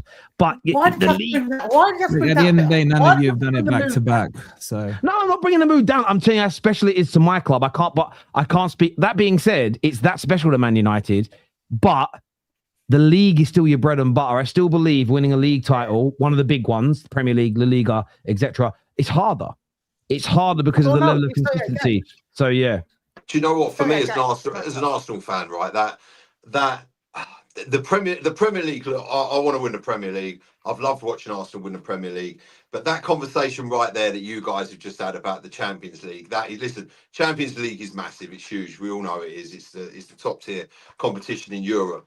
But obviously, Arsenal, can't be at that table when you're having that discussion about winning the Champions League because it's something we haven't done. It's evaded us. So what's more important, the Champions League based on to be able to have those conversations in future times. But the Premier League, look, it's based over a 38-game season. It's consistency. It's the Premier League. It's probably one of the biggest trophies. The Premier League is arguably the toughest league or one of the best leagues in the Europe, the world. That's why it's so widely watched. I'd love to win both at the same time. That'd be fantastic, but it's a very, very hard feat to do. But let me ask you. Listen, part of me, just for I was saying to Henry right earlier today, part of me wants to see Tottenham. The biggest reason I want to see Tottenham get relegated. Oh no! Oh, relegated. Yes. Yeah, the biggest reason I want to see Tottenham get relegated. That sentence, I beg you. I know where you're going. No. The reason I want to see it's for the. It's always been said that none of the traditional big six could get relegated. Too big, too rich, too powerful. Yeah. Watching the fallout from it, for me, would just be intriguing. Equally, forget rivalry for a minute. Forget who I support, who I want to see win. Watching a team like Arsenal, who are the most hated online fan base there is. And you saw Lee Hendry this week. He said, I only said that thing about winning the treble. He went, I can't believe the reaction it got. He was almost shocked by what he saw. Again, as almost like a social experiment, watching the meltdown and the mental gymnastics from Arsenal's haters, for me personally, would be cinema. If you just recorded it and put it all together, it will be Oscar-worthy level content. And part of me wants to see it for that reason. And by the way, Magic one time, my club can't win those trophies they're in, so it doesn't really matter to that degree. Arsenal do like a Premier League, Champions League double while Spurs get relegated. What a time to be alive, just to watch it, just to sit back. Just for fun purposes, by the way, Terry, and everyone, I'm not saying that we are going to do this, but if we did win the quad and went ahead and did something that nothing has ever been done, no, because I've been hearing O'Hara being like, no one remember this Arsenal team. I'll be like, well, the football gods might have something really funny for you guys. But that's true. That's true. Could you imagine if after all of this, worst team ever, worst champions ever, can you imagine if they went and did again? I would genuinely, if that happened, I completely understand why Adolf Hitler took cyanide, because I'd be doing the same thing. I couldn't do it. I wonder where you were going with that, Louis. I wonder where you were going with that for a second. I was like, oh my God, this could dark turn. The thing is, you worried me, Terry, was when you talk about Arsenal being the most hated fan base, right? The reason I'm when they've not won a trophy yet, the amount of noise they make is baffling. It's like, and I'm not talking about you, Marty. The amount of noise they make is baffling. About you, Anton. It's kind of the case of when I do a voice note review, it doesn't get that many comments, right? We lost to Arsenal across 4 platforms. I had over 1,000 comments, all of it Arsenal fans. You're coming to comment on a review which is 1.5 minutes long to take the piss rather than celebrate your team winning. That's why I get annoyed. It's like, just enjoy it. But then also you say when we celebrate our team winning, I'll be honest with you, I was quite animated outside the game. On Saturday after beating Sunderland, it was absolutely fantastic. And obviously with that, you're coming outside of a game. We've just smashed Sunderland 3-0. It was a fantastic performance. He's buzzing out there. And even when you get that, they're like, I even got blamed by someone yesterday. They messaged, a couple of people actually commented and messaged me directly and said, it's because of you that they lost. You got too excited too early. And I was like, that's the reason. You're the reason why we're not going to win the Premier League this season. I was like, well, one, thanks for the compliment that I'm obviously, I mean that much influential, in the whole God atmosphere somewhere. But I just thought, how ridiculous is that? And one, listen, you're not going to celebrate your wins, albeit I understand, listen, the job ain't done yet. There's a hell of a lot of football to play. Let's be honest. And also, when you say, if we win the quad, the fallout from that will be a Chernobyl style catastrophic meltdown from a variety of fans across the planet. And then let alone if Tottenham did get relegated, that would just be absolutely exceptional. I don't think you're the most hated fan base, honestly. I think it's United. I do think it's United. They're just not Wolfie, right now. Wolfie, you're right, but we're still quite dormant. Yeah, so because you're crap. Yeah, we're all happy that you're crap. We've not been crap in the last 4 weeks, but we have been for a long time. If Man United ever get back to a point where we're truly challenging for league titles again, it will be on a different level. But right now, Arsenal are the most hated, to a point where this is how you know how hated they are. There hasn't been a single think piece, a single article, a single call, a single video posted, a single tweet, a single moan from any of the mainstream media about the small pitch invasion from City fans yesterday, the celebration after the game from City fans, the 3 or 4 social media posts of conquered Anfield and everything else. By the way, every single facet of that should happen. I applaud City fans for it. We need more of it. But you know as well as I do, Wolfie, hand on heart, if that was Arsenal in exactly the same scenario, by the way, who haven't won at Anfield, since 2012, if they'd have done that exact same thing, it would have been calm down, get down the tunnel, don't over-celebrate. Gary Neville was bigging it up yesterday, and this is amazing. He's the same guy. Haaland took his shirt off for being 6 points behind Arsenal. Hang on. He's also said before that celebrating like that can kill your momentum in a title race because it takes your energy, but yet said this is going to make them better because of that celebration. That's where I get annoyed. I don't care about fans slagging Arsenal off. I care about the media that should be honest. And what they said yesterday, and I spoke about this earlier today, was some of the best punditry I've heard, barring the VAR stuff, in a long time, because they got into the moment with us as viewers and they were right. It was bigger than 3 points yesterday. That's why they celebrated the way they did. My annoyance is they pick and choose when certain teams are allowed to celebrate and not celebrate. And I just think that's really bad for football. When the pros start acting like the fans, they should be separate in that regard. And that's the bit where I find it's wrong. Because when Maresca did it earlier on this season, where he ran down the halfway the line, that's bad. You want to see that as football fans. And again, they praised Maresca for doing that. But if Arteta leaves his technical area celebrating, he needs to be shipped off to a concentration camp. It's a very weird reaction. No. The difference with Arteta, I get annoyed about Arteta leaving his technical area because he does it throughout the game. It was literally against us. He was literally halfway down the touchline speaking to someone who's taking a throw in. I'm like, what are you doing? Like, there's a difference between celebrating and running down the touchline and enjoying it in the dying embers of the game. Like that is like, yeah, fair play, fine. Doing it on the 23rd minute and running down the touchline to speak to someone to then give him tactical advice. No, that's why I get pissed off. I'm like, Captain Scarlet, get back in your box. Why does that piss you off so much, Louis? Why does that make you so angry? Lewis, just quickly, we seem to have skimmed over in this whole show as well. We seem to have skimmed over what happened last week, which obviously I just want to quickly rerun over that. You're talking about players being animated, Mikel Arteta. That moment last week at the Emirates when we beat you boys and Havertz round Sanchez, and just as before he's about to round Sanchez, the whole subs bench gets up and runs on the pitch. You had half the before team the ball's gone in the net, by the way. So the goal should have fucking stood. Calafiori was on the pitch before the ball went in the net. All the subs were on the pitch. I think Mikel Arteta, the coaching staff, they were all on the pitch, and that's how confident they were in Kai Havertz that he was going to stick it in the back of the net and round Sanchez. And I thought that was absolutely brilliant. Everyone's run on there. Imagine Kai Havertz puts it wide, and they're all running onto the pitch going, yeah, like that. If they'd done that and put it wide, it would have been chef's kiss. Not However, that he hard to did. imagine, With like is it? Fernando And- Torres' miss against Yes, United. that's exactly it. Yeah, that's At the the, end, worst. at, the end of the day, look, when he went up and he was going to score, I was to be honest, like, we throw everyone forward, it happens. I was actually like, I wasn't as annoyed as some other people were about our performance. Yes, there's definitely facets we're unhappy with.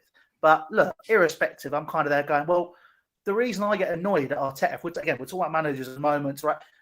David Moyes getting his ban for running on the pitch at the end. And I'm like, again, like we talk about refereeing inconsistencies, fourth official inconsistencies is there all the time. But it's stuff like that where I kind of go, well, come on, like it's not all right when anybody does it. I get annoyed when anybody does it. But this is where we talk about the human side of the game, right? You use Maresca as an example. That was the last kick of the game. So what a moment! I remember Mourinho did it. But this is what I don't like, though. Yeah, but I get that. But I know that they added the technical area in after these managers were in their pomp in the Premier League. But let's not pretend that Jose Mourinho and Antonio Conte went up and down the touchline, talking to fans, jumping in with them, doing mad stuff. For me, I actually think that having the technical areas there is an element that's kind of killed the game a little bit. I love seeing the managers animated up and down on the pitch, whether they're celebrating a goal, whether they're having an argument. You know, Louis van Gaal that time I think it was against Arsenal when he dives on the floor. All these things for me are important parts of football. And I think why they've done it is that they do it so they can issue punishments. And I think it's like we're going to try and constrain them, knowing that managers can't be constrained because of the way they feel. I hate Liverpool and Jurgen Klopp from a footballing point of view, but the amount of times I see him square up to referees' faces, part of me actually enjoys watching it, if that makes sense. Yeah, and that's part of like the more of it in the game. League, Terry. Like back in the day when Wenger got sent off and he went up to the top of the stand at Old Trafford and went up like this, and everyone loves that. It's cinema. Like that's what this is all about. I agree on that. Slightly moving on from that, we're going to get onto the title race a little bit later. I know everyone's interested about that. We're talking Bruno and Steven Gerrard a bit later on the show as well. If you haven't hit the like button yet, people, get that done for us now. Let's get that up. Let's do some super chats here. There's someone from earlier in the show, but this is from Sage Wayne. It says, Howard Webb is the problem. Refereeing has gotten worse since he took over. I agree. Completely. And let's not forget, he was Howard Red Webb. You should have seen what my mate Mike Dean had to say about him off camera. Your mate Mike Dean, eh? Your buddies now, are you? Me and Mikey boy. We're going to Tranmere game next week. Can't wait. Oh, well. I hope you two. I hope it works out for you two. Sounds like a lovely couple. Lodge. Thanks, Harry. I really appreciate that. Oh, nice. I knew I didn't know you were into older guys, but it's a good thing. He pays everything. I'm not going to moan. You're literally the Chelsea stereotype, bruv. Chelsea Red boy. Not Newcastle. NFL style VAR won't work, unfortunately. Let's take Gyökeres versus Newcastle decision. Arteta challenges it, and VAR still F's it up by using the logic. Now, this is the difference, though, Pav. There wouldn't be VAR. It would just be the referee going to look at the replays of the decision. Nobody in his ear telling him. Because the weirdest bit, we've only seen one referee do it this year, and it was in the City Wolves game where the referee went and had a look and still went, nah, fuck you guys. I'm not giving it. I still don't think it's handball. You'll get more of that. So I do think referees could watch a replay and go, shit, that looks a bit different now. I'm seeing it from multiple angles.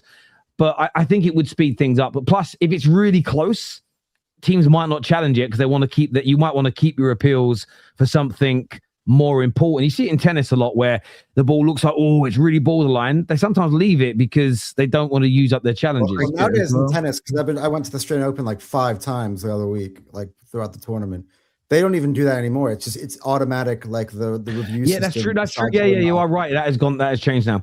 Because the goal can affect other teams. Now, Kenny, we get why it was done and everything else. Arsenal FC, not Arteta FC, says, interesting though, Terry, why weren't you saying this when Arteta finished 8th twice, then bottled top 4? I did speak about Arteta being sacked back then, just for what it was worth from a United fan's perspective, and I still stand on it. They may have sacked him and already won the league prior to that. The difference, though, in the circumstances is Arteta didn't take over a title-winning a team at the very top of the game, win the league title, and then drop off dramatically. He took over an Arsenal club in disarray, a squad that needed overhauling. Culturally, they were messed up, and the club decided to reset, strip everything out, and start again. Had Arne Slot took over when FSG first came in, and this was his first season, I'd have a very different approach to it, but it isn't. They're already at the top. I'll give you an example. If Arteta leaves at the end of this season for whatever reason, and a new guy comes in and wins the league straight away, and the following season finishes 8th, calling for him to be sacked is very different from calling Arteta to be sacked in the first couple of years when he was building everything, because the squad and team's already built. No rebuild is needed if Arteta leaves this summer. So there are fundamental differences and nuances in there. You understand that completely, but you hate your own football club. How he also says, how is winning the Champions League papering over cracks? Liverpool's league position is irrelevant. They aren't winning it. It is. So you're doing the Standards FC thing, which is second place and 17th place or 20th place are the same thing, because you don't win the league. And this is an oversimplification. It's called a reductionist view, because coming second but being in a close title race is not the same thing as getting relegated from the Premier League just because you didn't win the league. Where people may view it, and it's only may view it as papering over the cracks, if you as a Liverpool fan, if your board who run the club feel that the following season there's going to be barely any improvement in the league and you come 8th or 9th having won the Champions League, the reason why you might still sack him is that as great as that Champions League is, what's the likelihood of you winning it the following year, again, back to back, if your team doesn't overly improve? So it can paper over cracks. When Chelsea won the Champions League with Tuchel, no Chelsea fan was sitting again, we're the best team in the world. They knew massive improvements were still needed at their club. So, of course, winning it is amazing and he's brilliant. But just winning a trophy, no matter what the trophy is, doesn't mean everything is hunky-dory. And we can't, and I'm sorry to say this, my friend, looking through that sort of reductionist lens in life is very, very dangerous. It's very, very dangerous. Especially with a pair of Wolf, and I sat myself at the end of the season because I knew it wasn't good enough. You know what I mean? That's what you got to do. Oh yeah, can I just give an example of that though? I remember a lot of Chelsea fans at the end of last season or beginning of this season saying they was the best team in the world because they won the Club World Championships or whatever it was. Yeah. What are you talking about? I love best team in the world, mate. Obviously, doesn't I matter. feel like it's like let's be real. It's on their shirt, isn't it? Yeah, we got a big fuck off badge that says "What champions of the world." Imagine our women's team has one of those now. You know. Yeah. Could you imagine having the Audi Cup Championship on an Arsenal or a Spurs shirt or something? Well, no. Have you guys ever seen Spurs' website? Yes, I have. Yeah, and I've seen the Audi. Yeah, so they have the, and I'm going to go to it again now because I love doing this every now and then. There's a Tottenham's honours page, right? If you go to their honours page on their official website, I know they've obviously added the Europa League on there, which is great. But when you go to their list of trophies, right, they have like league title winners, last time 61, FA Cup, League Cup, and all these things. But they have on their website, none of our clubs do this, by the way. They have the Japan Cup winners. They have the Peace Cup. They have the Vodafone Challenge Cup. They also have there's a better one. They have the Norwich Charity Cup winners. They have on their website. This is better. They have the Ipswich Hospital Charity Cup winners. My favorite, right, is the Costa del Sol tournament winners. When I was all out on a pre-season, getting levered in the Costa del Sol. It is crazy to have. All clubs keep the trophies and the things from those. That's what their trophies cabinets are full of, these things. Because actually, if trophy cabinets for even the big clubs only had the big 3 or 4 trophies, they'd look a lot smaller. But sticking that on your website, I've always found that to be amazing. I've just checked Chelsea's men's trophy because we never used to have it. We've now started to include the Charity Shield as a trophy. And I can't. That does my. I mean, it's more a trophy than anything that was Tottenham thing listed. Of course, you're going to say that because you've won about 7 of them in the past few years. That's all you've won.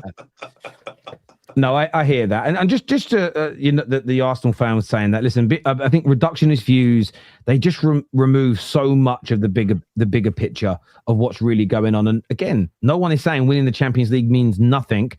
But it's one of those weird. I mean, how many teams actually come 8th in their league and a bang average and win the Champions League? First of all, very few. So therefore, just Louis got his hand up. It's rare, right? So it becomes a bespoke situation which needs nuance and detail to assess. I think, you know, and obviously Wolfie asked a question which makes it really hard to answer, but you can't answer it just by going, Liverpool have had a better season just because of the trophy. Because I always look at the end of a season also as what are your prospects like for the following year. And the reason I always assess that is I remember losing out to a number of league titles very narrowly to all of your teams, barring Wolfie. I don't remember when we were competing against Forest. No disrespect. You don't remember that either. But we missed out. 94, 95. Wolfie, have you ever watched Brian Clough manage a game? I was just out of curiosity. I have. Yeah. No, you did? Okay. Yeah, Brian Clough was a legend, man. Trophies as well. You know, the early 90s, Forest had some players in the early 90s that I used to really like. I love Steve Stone as well. It was you guys that had Pierre Van Hooijdonk, right? Yeah, and then he went on strike. That guy's free kicks were unbelievable. Do you know what? He was one of those guys that never really worked out for him. The name was just like Pierre Van Hooijdonk. It just sounds the bollocks. But he was just one of those early Barkley players. He wasn't the greatest, but I just loved him. I loved him as a player. His free kicks were unbelievable. Oh, yeah, there was a real player. It just didn't work out from over here. But I've missed out narrowly on league titles to all of you. But I didn't go into the summer going, my club's fucked. You went, right, next year we go again. That's the difference. You could win a major trophy, but have a bad league campaign and still be very nervous about the next season. And that's the issue. If you just reduce it to won a trophy or not won a trophy, when it comes to planning for your future, you have to weigh more up than just the trophy element. You have to look at the bigger picture always, I think. Yeah, for me, it's all about sustainability. Who is in a better position for longer term success? And that for me is more important than just a singular trophy. I'd argue that Chelsea's case was actually quite a weird one because we had that. Well, Andrea Spellas came in, basically tried to completely overhaul the entire team, messed it up. Di Matteo comes in. Obviously, that Chelsea team, because the managerial turnover was always run out for basically running itself. So it kind of thought, well, they'll carry on doing that because they're still good enough, as they proved for the years afterwards. But then it's just like, I don't know, like for that season, I wouldn't say it was papering over the cracks for Chelsea in 2012. I'd say it just kind of it felt because of the players that won it as well, and the amount of time they've been chasing it. Like I always think about 08, I think about 09, I think about 05. You know, there's times where Chelsea were really close and probably should have won it. Like Ghost goal, Luis Garcia. 08, obviously we slipped, or JT slipped. 2009, you had the game with Barcelona. 2012, it kind of felt like a culmination of everything. But in Liverpool's case, this year, it would absolutely be papering over the cracks because of how poor they have been. And it would just mean that they'll just continue the contract. Like, okay, well, maybe next year we'll get better and they'll throw more money at it. Little old Liverpool, no money. And then they'll try and fix it that way. I think realistically, what's probably happening is if he does go, that's what I said earlier will happen. If he stays, they'll just try and sign a centre-back and maybe, I don't know, another full-back, and that's it. Because, realistically, that's all that team needs. To be honest, if they brought in Xabi Alonso today, they already have a bunch of ex-Leverkusen players who know how to play his system. I think he could just slot in right away. I don't think they haven't got the players to do it. And that's also the other problem with new managers. I don't think new coaches are... They're very wedded, so it seems, more and more of them to the Pep Guardiola philosophy of, well, I have a system and I have this and that's it. Whereas good coaches, the last one we had in Thomas Tuchel, now he was traditionally a 4 at the back manager. He then switched it over to a 3 at the back because he saw the tools that he had and went, well, let's switch it to do this. I think too many coaches are wedded to systems. If Xabi Alonso came in tomorrow, I think that Liverpool team would struggle for the rest of the season. Because he's not had a transfer window, and there'll be someone else that'll be said about it, and this and this and this and this, whatever, and then it might fall like a stone. But wouldn't you argue though, Louis? Though, like, if he did have a transfer window, wouldn't he have bought in a Wirtz or a Frimpong anyway? Considering they used to be his players, I think that they would be fine. I'm talking about the rest of the team, like the fact he's a 3 at the back manager. That's his system. So he'll go. He has the wing backs? He's got Kirkes and he's got Frimpong. Right, he doesn't have enough. I don't think he has enough centre backs to play the 3 at the back right now. Well, exactly. Well, he would have if Leone was good, but Leone's not fit enough, and also I'll be very honest. He'll be interested what happens because I don't think he's all. I hear that. But it's very much the case. He looks like he'll get better, but if you've had an ACL as well, the trajectory of a player. This super chat here says Liverpool, if the hole is too deep, stop digging. True. But maybe they're just one little dig away from finding oil. You know, you never know. So you never know. Oh, woe is me. Hated for having a large fan base is what Wayne Sage says here. Yeah, I get you. Arsenal FC, not Arteta FC account. Don't make it obvious you're a Liverpool fan. You're blowing your cover. That account. So passionate. Yeah, that account is funny though, because he always says that the Football Terrace buys bots. The irony is he has no videos on his account, but he has 27,000 subs. He's had to look. Let's somebody that will jump on a live stream. You know, we'll find out. Yeah, exactly. Go live and we'll see. It's basically why does the Community Shield not get any respect? It's basically a domestic Super Cup marketing and what it used to be. Wait. Let me just check from an Arsenal fan. I rest my case. Well, do you know what though? It's like all of those things. I do think if it got rebranded, got played in Dubai, and you got £20 million for winning it, I guarantee everyone would take it really seriously then. Oh yeah, absolutely. I want to win every season. But it's not set under competitive rules, is it? So technically, it's a friendly. But the goals count as goals towards your career, so it's not friendly. No, it is a friendly. It's because the substitution rules, if I'm not mistaken, the substitution rules. So yeah, maybe the substitution rules are there, but the goals they count towards your career tally, where friendlies don't. They may do, but I'm certain that the rules are under friendly rules for subs, which cannot count it as a competitive match. Is the Community Shield a friendly or real match? Let's see what Google says. Google might be right. Official curtain raiser for the season. It's a real match. It says here the FA Community Shield is described as a competitive, glorified friendly that acts as the traditional curtain raiser for it. So it is a real game, but they consider it a glorified friendly. But one thing I would say is that other countries, again, it's branding. If it had always been called the Super Cup, we'd all love it, wouldn't we? You know what? Pep counts it as a trophy. He said it himself. So who does? Pep Guardiola. Pep does. Jose does. It doesn't matter if they do. No. Jose never did. He said he was last good way to the season. No, he did. He did. No, he did at Man United. At Man United in his first season, at the end of he said I won 3 trophies this year. He did. Okay, so did it at Man United? Didn't do it at Chelsea. At Chelsea, yeah, he did it. He did it at the bigger club. Yeah. The Super Cup has knockout rounds, Terry. The Community Shield does not.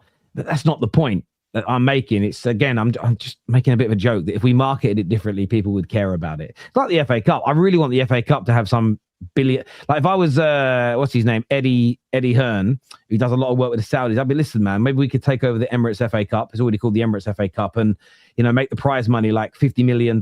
Watch everyone take it more seriously. I think the FA Cup needs a glow up. Do you know what I mean? It needs a face. They're getting an anthem now, apparently. So I'm looking forward to that. You know what we should do with the FA Cup? I think they should give away one of the Champions League places, and I think the FA Cup should get one of the Champions League places. Yeah, I'm not against that, because if you actually look at the last 25 years, it's pretty much the Champions League teams that win it every year anyway.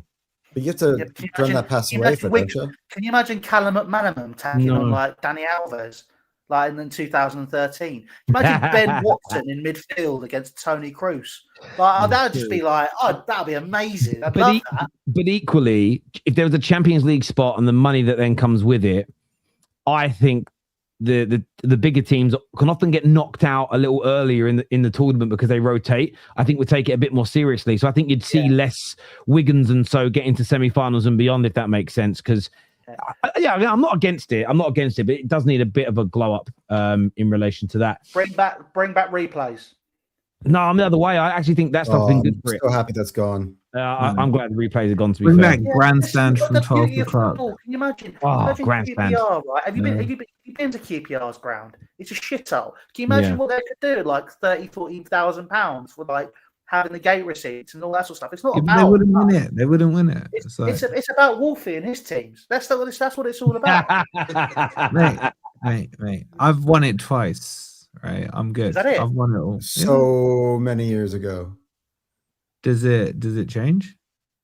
I mean, feel like almost the entire world has changed since then. So Yeah, I would say almost the entire world has changed So since how you many- won your last Champions League, but well, wait, you So, haven't. but Anton, based on your logic there, the world changing, how many of your 13 league titles you given up? Because some of them are won in the 30s. So which ones are you giving up? I'm just having a dig at Wolfie. Remember I'm that? not You necessarily- can't shoot the goalpost now, mate. Be No, I'm not careful. shooting. No. Like, look, Wolfie, enjoy your Champions Leagues that you've I had. don't Well think. done. Listen, guys. I don't think we'd give up the invincible one. Do you know what I mean? I think that's. Yeah, Normal Preston who did it first. Do you know what I mean? Like, there's no point giving that up. You can't give it They up. wouldn't get a contract this Did season Preston after do we it got more in points the either. Premier But didn't League? Nottingham Forest do it? No, Preston, Yeah. well, Preston did it in the old first division. Yeah, Preston went invincible. Oh, in the old First Division. What, back in Yeah. 1905 or We did whatever? it across. So, two again, so seasons, Marty, you know. back to the point. How many of your trophies are you going to give up then? What's that? How many trophies are you going to give up then? If the old First Division doesn't count as football, well, how many of your Yeah. trophies are you give up? Well, I mean, considering you guys have only got them in the last 20 years, I mean, Oh, but that's great. Nice one. Well done. and we've actually got more trophies than you. So, I mean, you know, Again, it's because you're counting the Community Shield. yeah, I don't know about that, man. let's have a discussion about The trophies charity in 3 shield months' back time. then, I'll wasn't be it? very interested to see what Go. that looks like. So Just wait till we win the quad at the end of the season, eh? yeah, exactly. Wrong. The Super Cup has the top two in the Liga, the winner and runner-up of the Copa del Rey. Oh my god, it was a joke. Why is everyone taking it so seriously? But but again, the Community Shield is the winner of the FA Cup and the team that come first. All you're doing is adding the two runners-up and having a mini tournament. It's the same principle. It's just we go straight to the final. You know, with the two teams that won, but it is the same principle, the same as the European Not Super Cup. necessarily. Unless Well, team someone that wins the FA Cup wins the league. Yeah, well, unless they do the double, then it's the second best team in the league. Yeah, of course. But We should do like a playoffs. You know, this is down very American. Listen, he's The- proven the he's top not 8 team in the Premier League. Anton, sorry, We shut everything off. We start the playoffs. Anton, he's proven here he's not a real Arsenal fan. The Invincibles isn't a separate trophy. It's the same Premier League trophy like any other. No real Arsenal fan would say that about that incredible Mate. achievement. You know what? Honestly, exactly what you just said there, Terry. I have not heard one actual Arsenal fan, ever say anything derogatory about the Invincibles. That, if anything, is our like piece de la resistance. That where we get the Chelsea fans, we get the Man U fans, the City fans all bashing us over the head with this Champions League trophy, and all we have is this. Well, not all we have, but our holy grail is the Invincible trophy. And I it's just disagree there. with you because I'll tell you what I've been hearing this season is Go on. Arsenal fans saying that this current Arsenal team could beat the Invincible team. Again, I think I say could beat. No way, but like, I think it's a conversation to have depending on what we achieve at the end of the year in terms of which had a better season. But like, We're holding on to that. I for don't the care if you did 3 the quad. This team does not beat the Invincible. If we did the quad, we would do something. How would nobody that has make done you in the able history to of beat football. the This is what I'm talking about. One at a time, please. In the season, win the trophies first, and then have the conversation. That's what I literally just said, Louis. What We're Anton just- holding that's on what to the Anton- conversation for Hang later. on, guys, one at a time. That's what Anton just said. To be fair, but I do think the Invincibles. I think having achievements attached to the trophies is important. Man United did the treble. That is not the same as winning the FA Cup one year, the league the next, and the Champions League the year after. Forest going back-to-back Champions League winners. That for me is a bigger achievement than just winning two separate Champions Leagues. Retaining it is so hard. So I do think we're going invincible, doing trebles, retaining again league titles, winning league titles is hard. I don't know the exact maths on it now. We did this about a year ago on a show. In 140 years of the league running, it's something like only 23 teams have actually retained the league title. So retaining a league title is such a phenomenal achievement. And again, these reductionists that want to just say things like, it's all just one trophy, it's all just a singular trophy, it doesn't matter. I just think it's bad for the game. Moving on slightly from this, we'll come back to the title race later. Wolfie, should Tottenham stick with Cristian Romero as his captain despite his disciplinary issues? 100% yes, and they should extend his contract. And the same with Thomas Frank. I think he's leading with passion. He's leading with aggression. That's exactly what that team needs. And long may it continue. So Yes, 100%. 100%. that he's such a liability. that. It makes it interesting for the Spurs fans because let's face it, they're probably more entertained by what Romero's going to do next than what Frank's doing with his tactics. So I think for their sanity, they should 100% keep him. And yeah, he's their player of the season so far for me. The other one, there's much more to be said than what Wolfie just said. I mean, I just find it funny that like there were Tottenham fans who once upon a time were comparing him to Saliba and Gabriel and saying that he was miles better than him. Miles. I heard the term miles. Even though you guys use kilometers, right? Which is anyway. No, but we use yeah, miles. You guys do use miles? Okay. Yeah, but I How dare think you that- call us European? back on the original question though. That's what they do in Europe. I think when you remove the captaincy from anybody in the middle of the season, it really sends the right message. Maybe it's something they can look to in the future. But my question is, who is a suitable replacement? Who's a better leader for Tottenham than Romero at this point? It would only be like Van der Ven. That's it.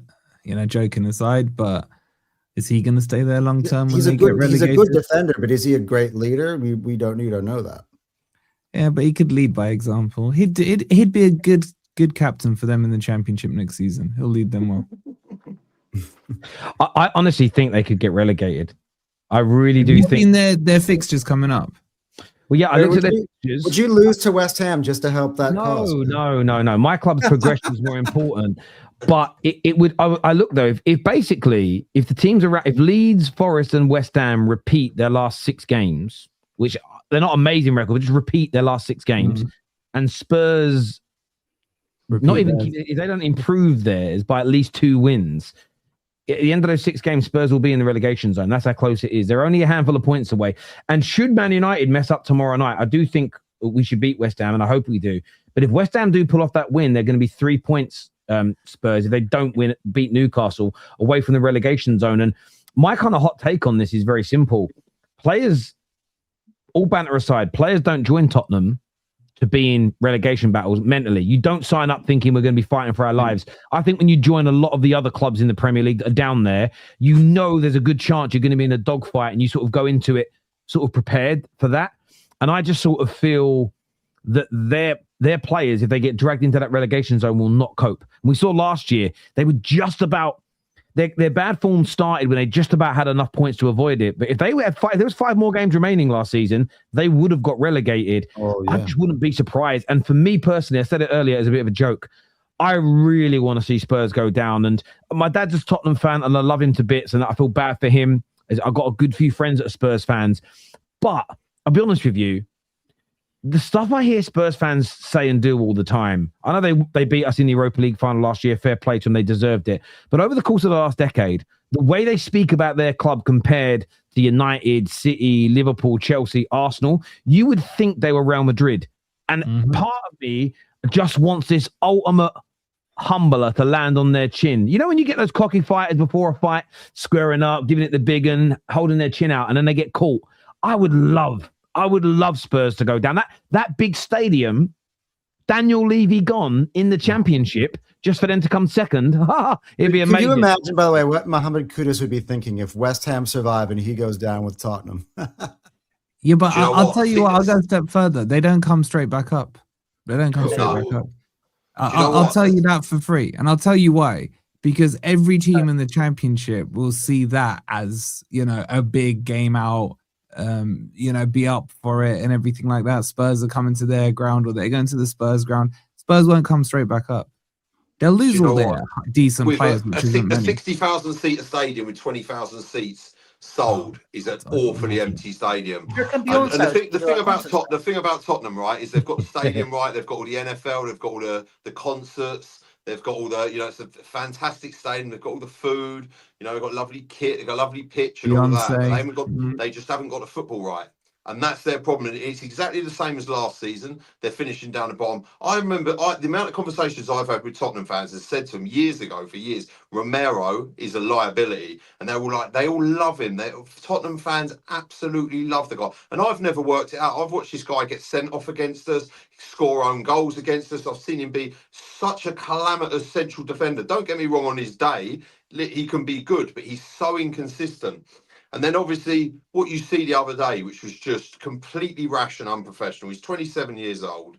He's a captain of your club, and now he's banned for 4 games. They've got a crisis as it is with not enough players to fill their first team. They've got a defensive crisis as well. What happens if Van der Ven goes and gets injured now? They are done for. And to see them, I'll tell you what, there is nothing more I would love to see than Tottenham Hotspur playing football in the Championship. But I'll be honest with you, I'd only want them to go down for 1 season, because as bad as they are and as much as I hate them, the North London derby is a fantastic game of football. And anyone that's ever been to it, it is a right atmosphere. You know, both teams are up for it. It's just good football. It's usually end to end. There's usually a red card. You know, it's a hot atmosphere, and it's just, for me, what football's all about. So I'll be honest with you, I would miss that game of football. I have a similar dilemma. Can you imagine if we drew them in the FA Cup and they're in the Championship? Where Tottenham deserve this, right? The stuff, the housery I've seen from Tottenham fans over the past, like Terry said, over the past few seasons. I remember when it meant them beating Manchester City. And if they did, then we'd probably have gone on and won the title. But Son goes one-on-one with, I think it was Ederson, and puts it straight at Ederson. 9 times out of 10, he puts that in the back of the net. And that 1 time out of 10 was when he puts it straight at him. I always knew Son was a nice guy. Right? And that is the most Spursy example of Spurs that I could give, when their own fans actually wanted them to lose the game. Now, I would never want my club to lose a game of football, ever, whatever the outcome, because it's about winning, and I just think that's embarrassing. I heard Tottenham fans before this recent City game that wanted City to win that, and they were talking they were going to put Manchester City shirts on, and I was like, you're in the middle, you're just about to go into a relegation dogfight, and you're considering dropping any amount of points, and I'm thinking, this is ridiculous. And that right there is why I hope they get relegated. Aside from the fact that obviously I hate them as an Arsenal fan. The perfect season for me is Spurs get relegated. Yeah. Arsenal don't win any trophies. And Liam Rosenior becomes Jesus and tells more people to stop going his own off. That's it for me. I'll be happy then. So no trophies for your club. Thing is, I'm in a bit of a moral. Mate, no, it's fine. We get the trophy every year for 4 years because we won the Club World Cup. It's fine. My moral dilemma with this Spurs thing is, I'm gonna have to give up 6 free points a season. That's the problem. You're gonna have to find elsewhere. It's not a good force. It's a little bit, that's the only thing. But the trade-off is I get to watch my brother cry. So. That would be perfect. But I'd just say I can see it happening, because you lot talks about Arsenal being the most hated fan base. Spurs are the most deluded fan base with the biggest identity crisis in any fan base in the footballing world. They think they're a big 6 club. They think they can attract these players. They don't get them. Why are Spurs still classed as a big 6 team? 17th last season, a relegation battle season. What have they won? Big 6, because for me, it's like Villa. I don't think have done it consistently enough. There isn't a big 6. There's a big 4. Is it a big 5 now, or is it? Villa and Newcastle are definitely in the. It's still the big 4. It's still the big 4. With all due respect, City have won everything. Yeah. And I understood what Big Steve said the other day about the way the tickets are done now. You can't just give your season ticket to your mate. I don't know if you guys have watched that video from Big Steve where he speaks about how the way ticketing is done. It is true, but my understanding is it's like that at most of the big clubs now. Yeah. Yet still, if Arsenal have 5,000 people that say I don't have enough money to go to this game, there's more than enough to backfill that. The reason City still struggle to fill it, even with all those restraints, is, and it's not a dig, it's the reality, they don't have a massive fan base. Spurs, I think Spurs do have a bigger global fan base than Man City do, if I'm being honest. But I heard Jamie O'Hara, I think today, said he thinks that Spurs have a bigger global fan base than Chelsea, and it just isn't true. There is. You can say there's a big 6, but for me, there's 4 teams in that big 6 that are so much bigger than Spurs and Man City globally as football clubs. It's not even close. And to be honest with you, I think if you took a team like Nottingham Forest, to be honest, and you gave them the kind of, keep them in the Premier League for as long as Spurs have been here and give them the kind of money, I think they do a better job. And I think that, I wouldn't say their fan bases globally are too different, because Forest one of those clubs that, unless you're a certain age and vintage, had a massive fan base. You just didn't see it for many years because the club kind of shrunk when it was down there. I don't think they're that much bigger than your Forests and your Aston Villas and your, I Everton. personally would like to see No, Forest and Leeds, two traditional big clubs who are kind of been minimized, be good and have be in the top 10. Like, I think that's Leeds, kind of where the Premier League should whenever have. Leeds fans say they're a massive club, I just laugh at them, because then they've not been big for years. And I'm sorry that they've not won any major trophies for years. I think Leeds are a big club. Yeah, Leeds I think they are a big club. Leeds You're saying that because Leeds hate Chelsea. That's why you're saying that. No, I'm not saying that Leeds out Chelsea. I think based on what the modern parameters of football are, I don't think Leeds are as big a club as people make them out. Okay, so do you think Spurs are a big club? Do you think Spurs are a big club? No, based on the conversation we're having, no, I don't. Okay, so you can't use. How can you say Leeds aren't a big club then if you're saying Spurs are not a big club? Well, I just said they're not. What's that logic? You said, are they a big club? I said no. You said the Leeds big club. Went no, because those parameters. Well, I'm asking you, what are you basing your criteria on as a big club? My criteria is based on, if we're talking about big clubs, we talk about right now, right? So we're talking about the big six, the big four, whatever it is, right? It's those clubs that have consistently performed at the top level in the Premier League over the past. I mean, the big six debate started, like 10 years ago? So the whole big six, for me, it was the top four until about 10, 12 years ago, right? So if you're looking at right now, across the last 10, 12 years, you look at teams that have performed and won the trophies and have the financial, whatever it is, and have X, Y, and Z. There's loads of criteria. And Spurs don't read that criteria. Leeds don't read that criteria either. You're talking about right now. Overall as well, I don't think historically. But would Arsenal meet that criteria that you're setting over the last 10 years? Here we go. I really just can't wait until May. So these conversations would Arsenal meet that criteria over the last 10 years? I just think when it comes to big clubs, I think I just base it on the fan base size, to be honest with you, because if Man United don't win a trophy for 50 years, our fan base is still going to be one of the biggest in the world. It isn't going to change because they're not winning trophies. It's that big. And I do think that like some teams have started winning in the last 20 years, like City, so their fan base has grown. But my point is, if you took a Leeds or an Everton, a Forest, and they started winning, I don't think their fan bases would be too much smaller. I think you'd see them grow quite quickly. Look, I want to move on to the title race conversation. Sorry, gents. A few super chats before that. Could we make an exception for the Champions League papering over cracks today? I'd take the Champions League and league in exchange for being bad Spurs style for 3 years. No, I understand that. I mean, I'd rather have a Champions League and be bad than just be like an average team, of course, but different conversation. Sorry, already done that super chat. If this Arsenal team was put in the noughties, it wouldn't even get top 4 in any year, is what's been said there. I mean, I think you're underrating some of our players, but yeah, whatever. Achievements and records mean more than fan bases. Well, the size of a club, I think, is a combination of the two things. Because you can win loads of trophies and not be a massive club. You know, we've seen a team do a 4-peat and win a treble in England, and they can't sell their stadium out. And then you've got teams like Spurs who barely win anything that sell more tickets than them. So as much as they're winning more trophies, I just don't believe they're bigger. Otherwise, they'd have a waiting list so big that they would never have an empty stadium. They don't have that. The international fans, look, Man United could sell its stadium Man City is. Sorry, let me just finish, Anton. Sorry. We could sell our stadium out just to our Norwegian fans, just to our Irish fans, just to our fans in London. We could sell the stadium out to them. And that's not a dig. It's just a difference in size of the football club as a global audience that's there. You go to certain grounds, like I remember going to West Ham once, and you see all these flags from all different parts of the world. The Maltese supporters club, the Indian supporters club, this country, that country, all there for games. I'm like, they fans from all around the world turn up to all their games. I don't know if City might have that, but they're not as big. I want to move on though, guys, because we're running out of time. Very sorry.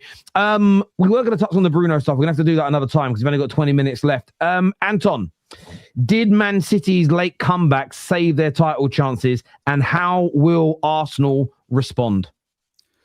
Okay, so first of all, I don't want to be too shameless here and say I didn't expect them to go ahead and win at Anfield, so I do think that is a massive win from their perspective.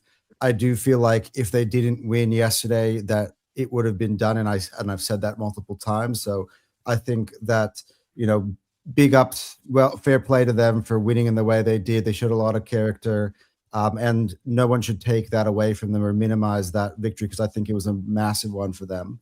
but I do think that it saved them for now, is what I would say.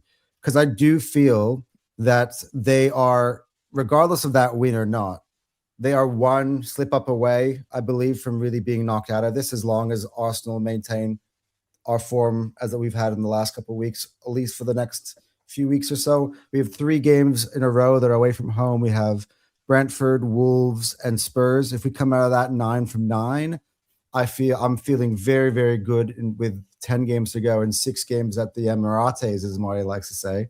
I feel like we'd be in a good position.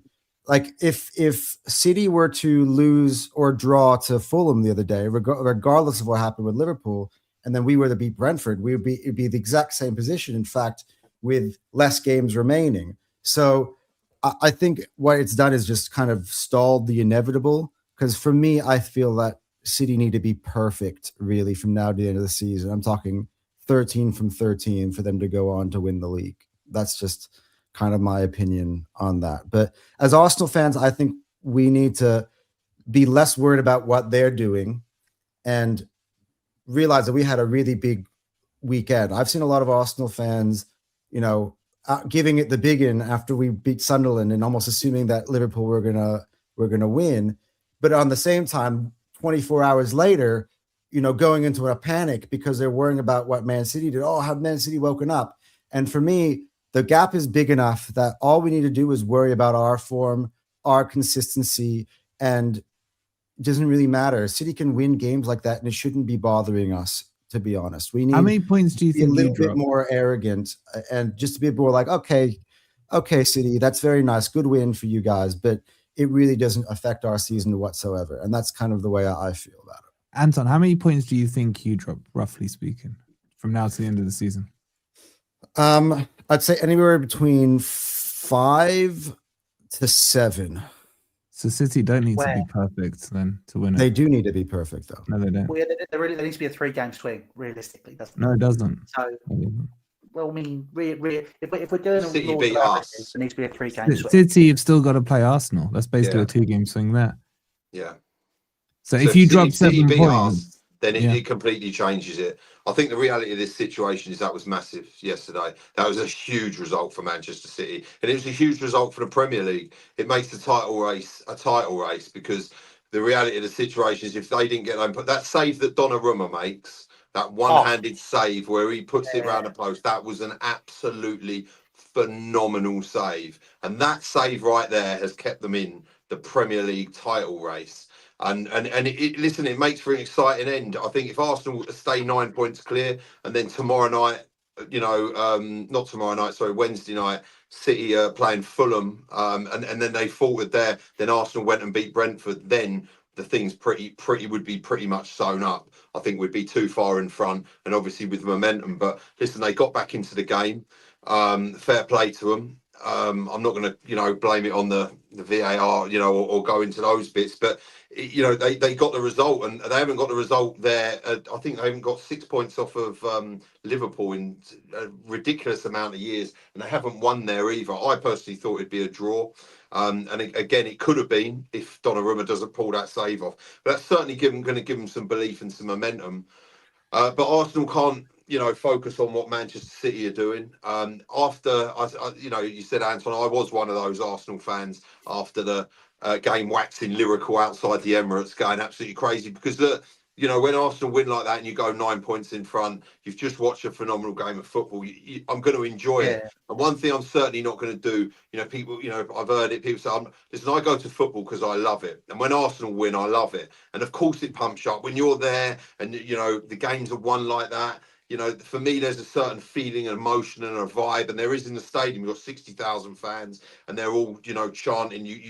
Those games really, they're really exciting. They're enjoyable, and there is a buzz and there is a vibe around the Emirates. And anyone who's been there or goes there, or who was there the other day, would have felt exactly what I was feeling, unless you're devoid of any sort of feeling as a human being. And that's what makes football so exciting. So, look, I understand the job's not done. There's a lot of football to be played. We've got to go to City and we've got to play them. That could completely change the situation. But this is what we love about watching football. There's ups and downs. A few injuries could change this and that, and obviously there's the League Cup final. You know, if City win that, I believe that could change the momentum. It isn't done. As much as there's many times this season I've said it's over. Are City prime City? No, they're not the City with De Bruyne and prime Rodri. But look, we all know in these title races that anything can happen. The bookies paid out on Saturday. Paddy Power paid out on Arsenal winning the league, which was interesting. I thought they went a bit early, but you know, seeing them do it, I mean, they paid out a lot of money for it, you know, on that, based on that result, which was quite interesting. They do. Wolfie, how do you see it? 'Cause I don't know how many weeks ago this was now, but it was about maybe 5-6 weeks ago. You spoke about how the Arsenal would drop off and City would take over. I think the points total has come in, and they're maybe a point or two further ahead than they were. They've had chances to be further ahead, but they are around 6 points. Has your mind changed at all as to whether or not, because you were quite confident City would win the league, has your mind changed on that at all in the last 5-6 weeks? No, I still think even now it's too early. I think if City had drawn yesterday, I'd still be saying they're in with a good shout, but Arsenal would have been in a very strong position. I just still think it's too early. I get quite surprised by a lot of football fans now that seem to forget previous title races when the business end really starts. You know, I think March time is where we've got to start really looking at the situation, seeing where it is when the Champions League kicks back into the latter stages. You're going to have that final between Man City and Arsenal. You're going to have the FA Cup. You're going to have injuries. That's just the nature of the beast. It's still too early. I would have liked to have seen Arsenal in a stronger position. I think they could have been in a stronger position in terms of the gap difference to City. I just think the City paradigm now is they're 3 points behind Arsenal. That's how they have to look at it. And that 3-point gap isn't big enough for me right now. I want to see Arsenal win it, but I just think City will go over. This is the thing. My prediction was Man City will win it. I haven't seen the evidence change yet. I don't like City. My son supports Arsenal, so I'd like to see you guys win it for him. But I just think it's just moments like yesterday. Sometimes that's a moment that starts to shift momentum. I remember it. I think it was Company, wasn't it, Terry, against you guys, when you had a 5-6 point, 8 point lead, whatever it was, and he got that header in against Man U, and then they started chasing you down. There was a momentum shift in there. I think these midweek games are huge. I think City are playing first, aren't they? They could cut it down to 3. Then we'll see what happens with Arsenal the following night. My biggest worry for Arsenal is PTSD. As we get into March, as we get into April, if the point gap is 3-4 points, something like that, you start to see the Arsenal fans getting a lot of PTSD. Does that then reflect onto the pitch? But I hope you win it. I hope you win it, and I hope Spurs go down. It'd be hilarious to see. So, but I just think Pep will find a way. Pep will just find a way. He's never gone 2 years. That PTSD thing you mentioned, I think is a real thing. I talked to Arsenal fans who won the week.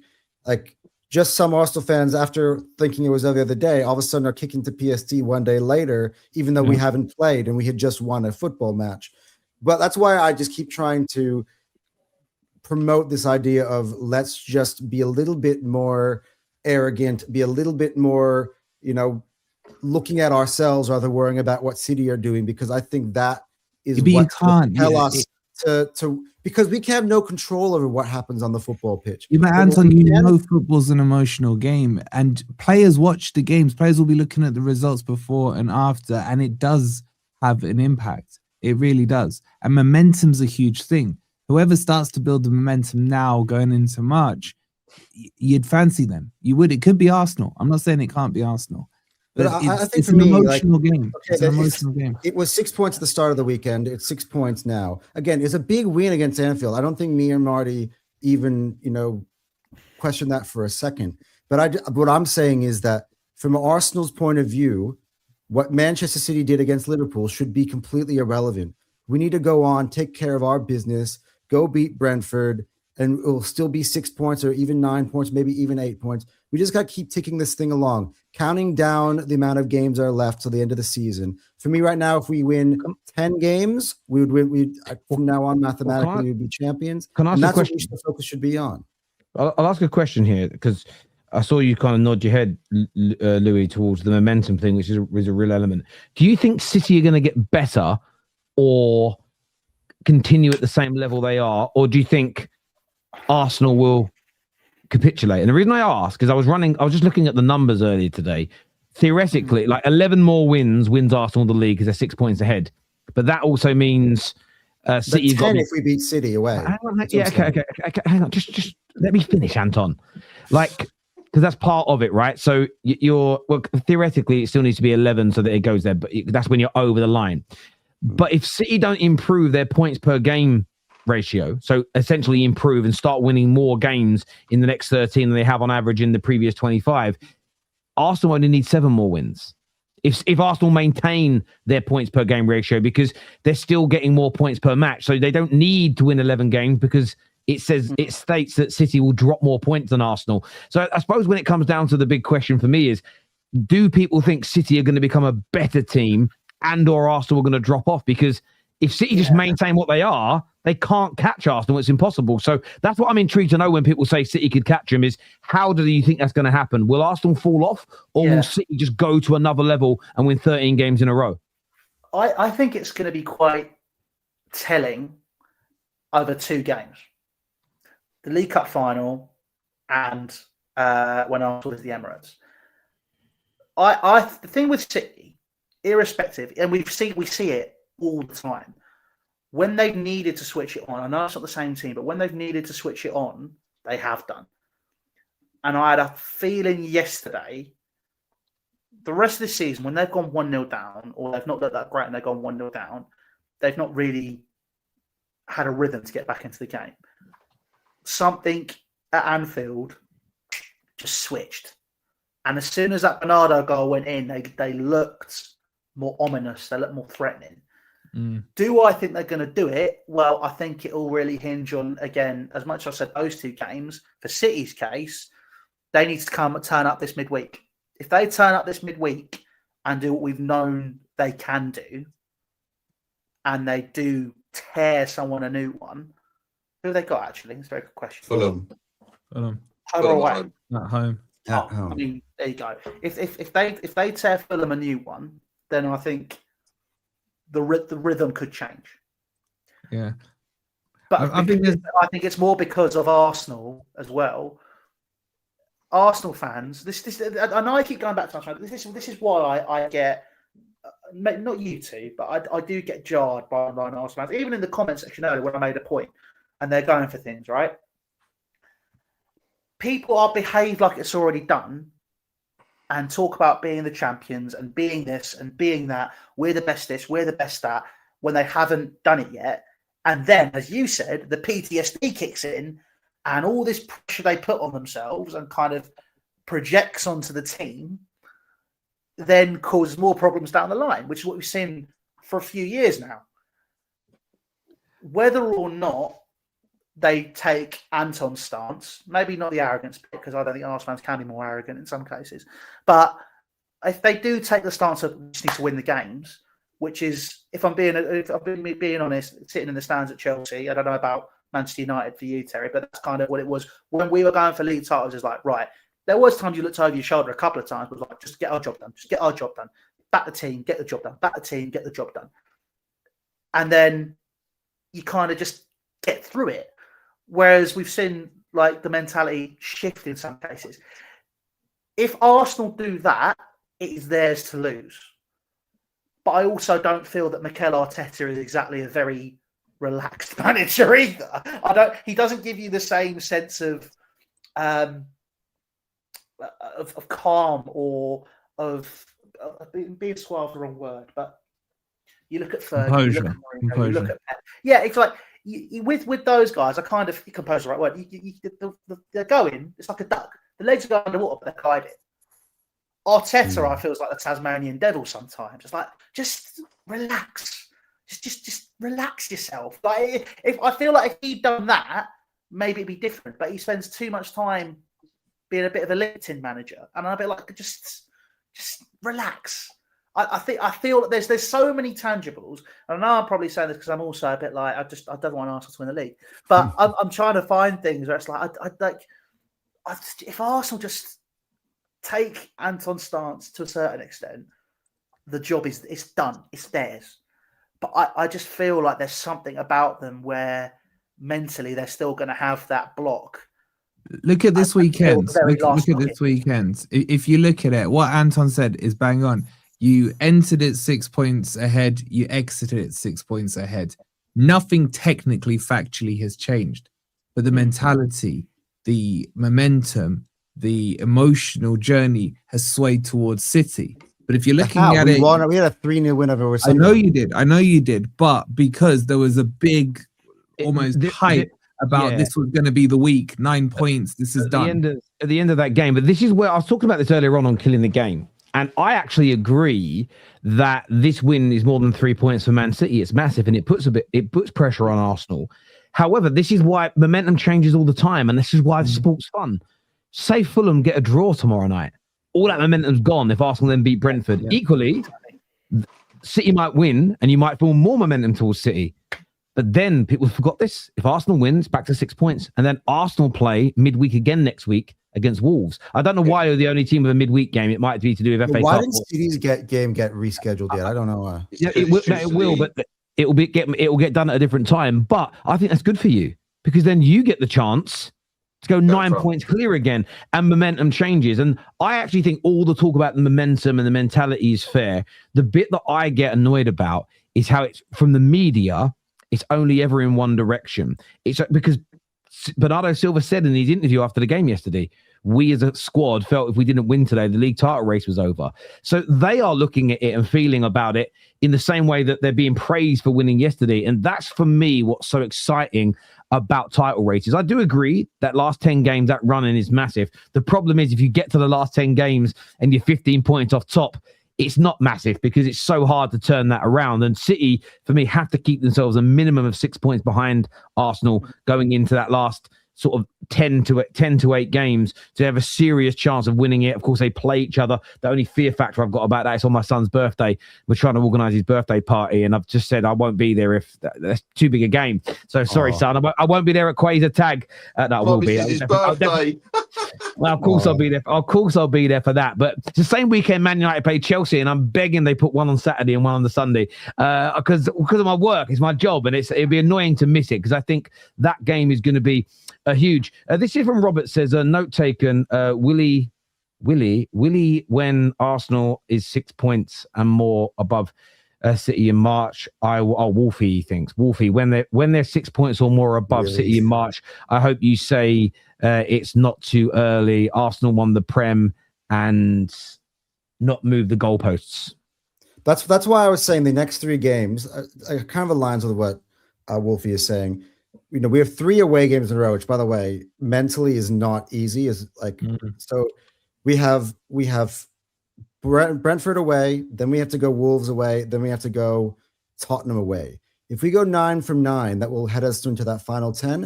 And in the final 10 games, we will benefit from that because we will have 6 of our last 10 at the Emirates. So yeah, it's going to be huge.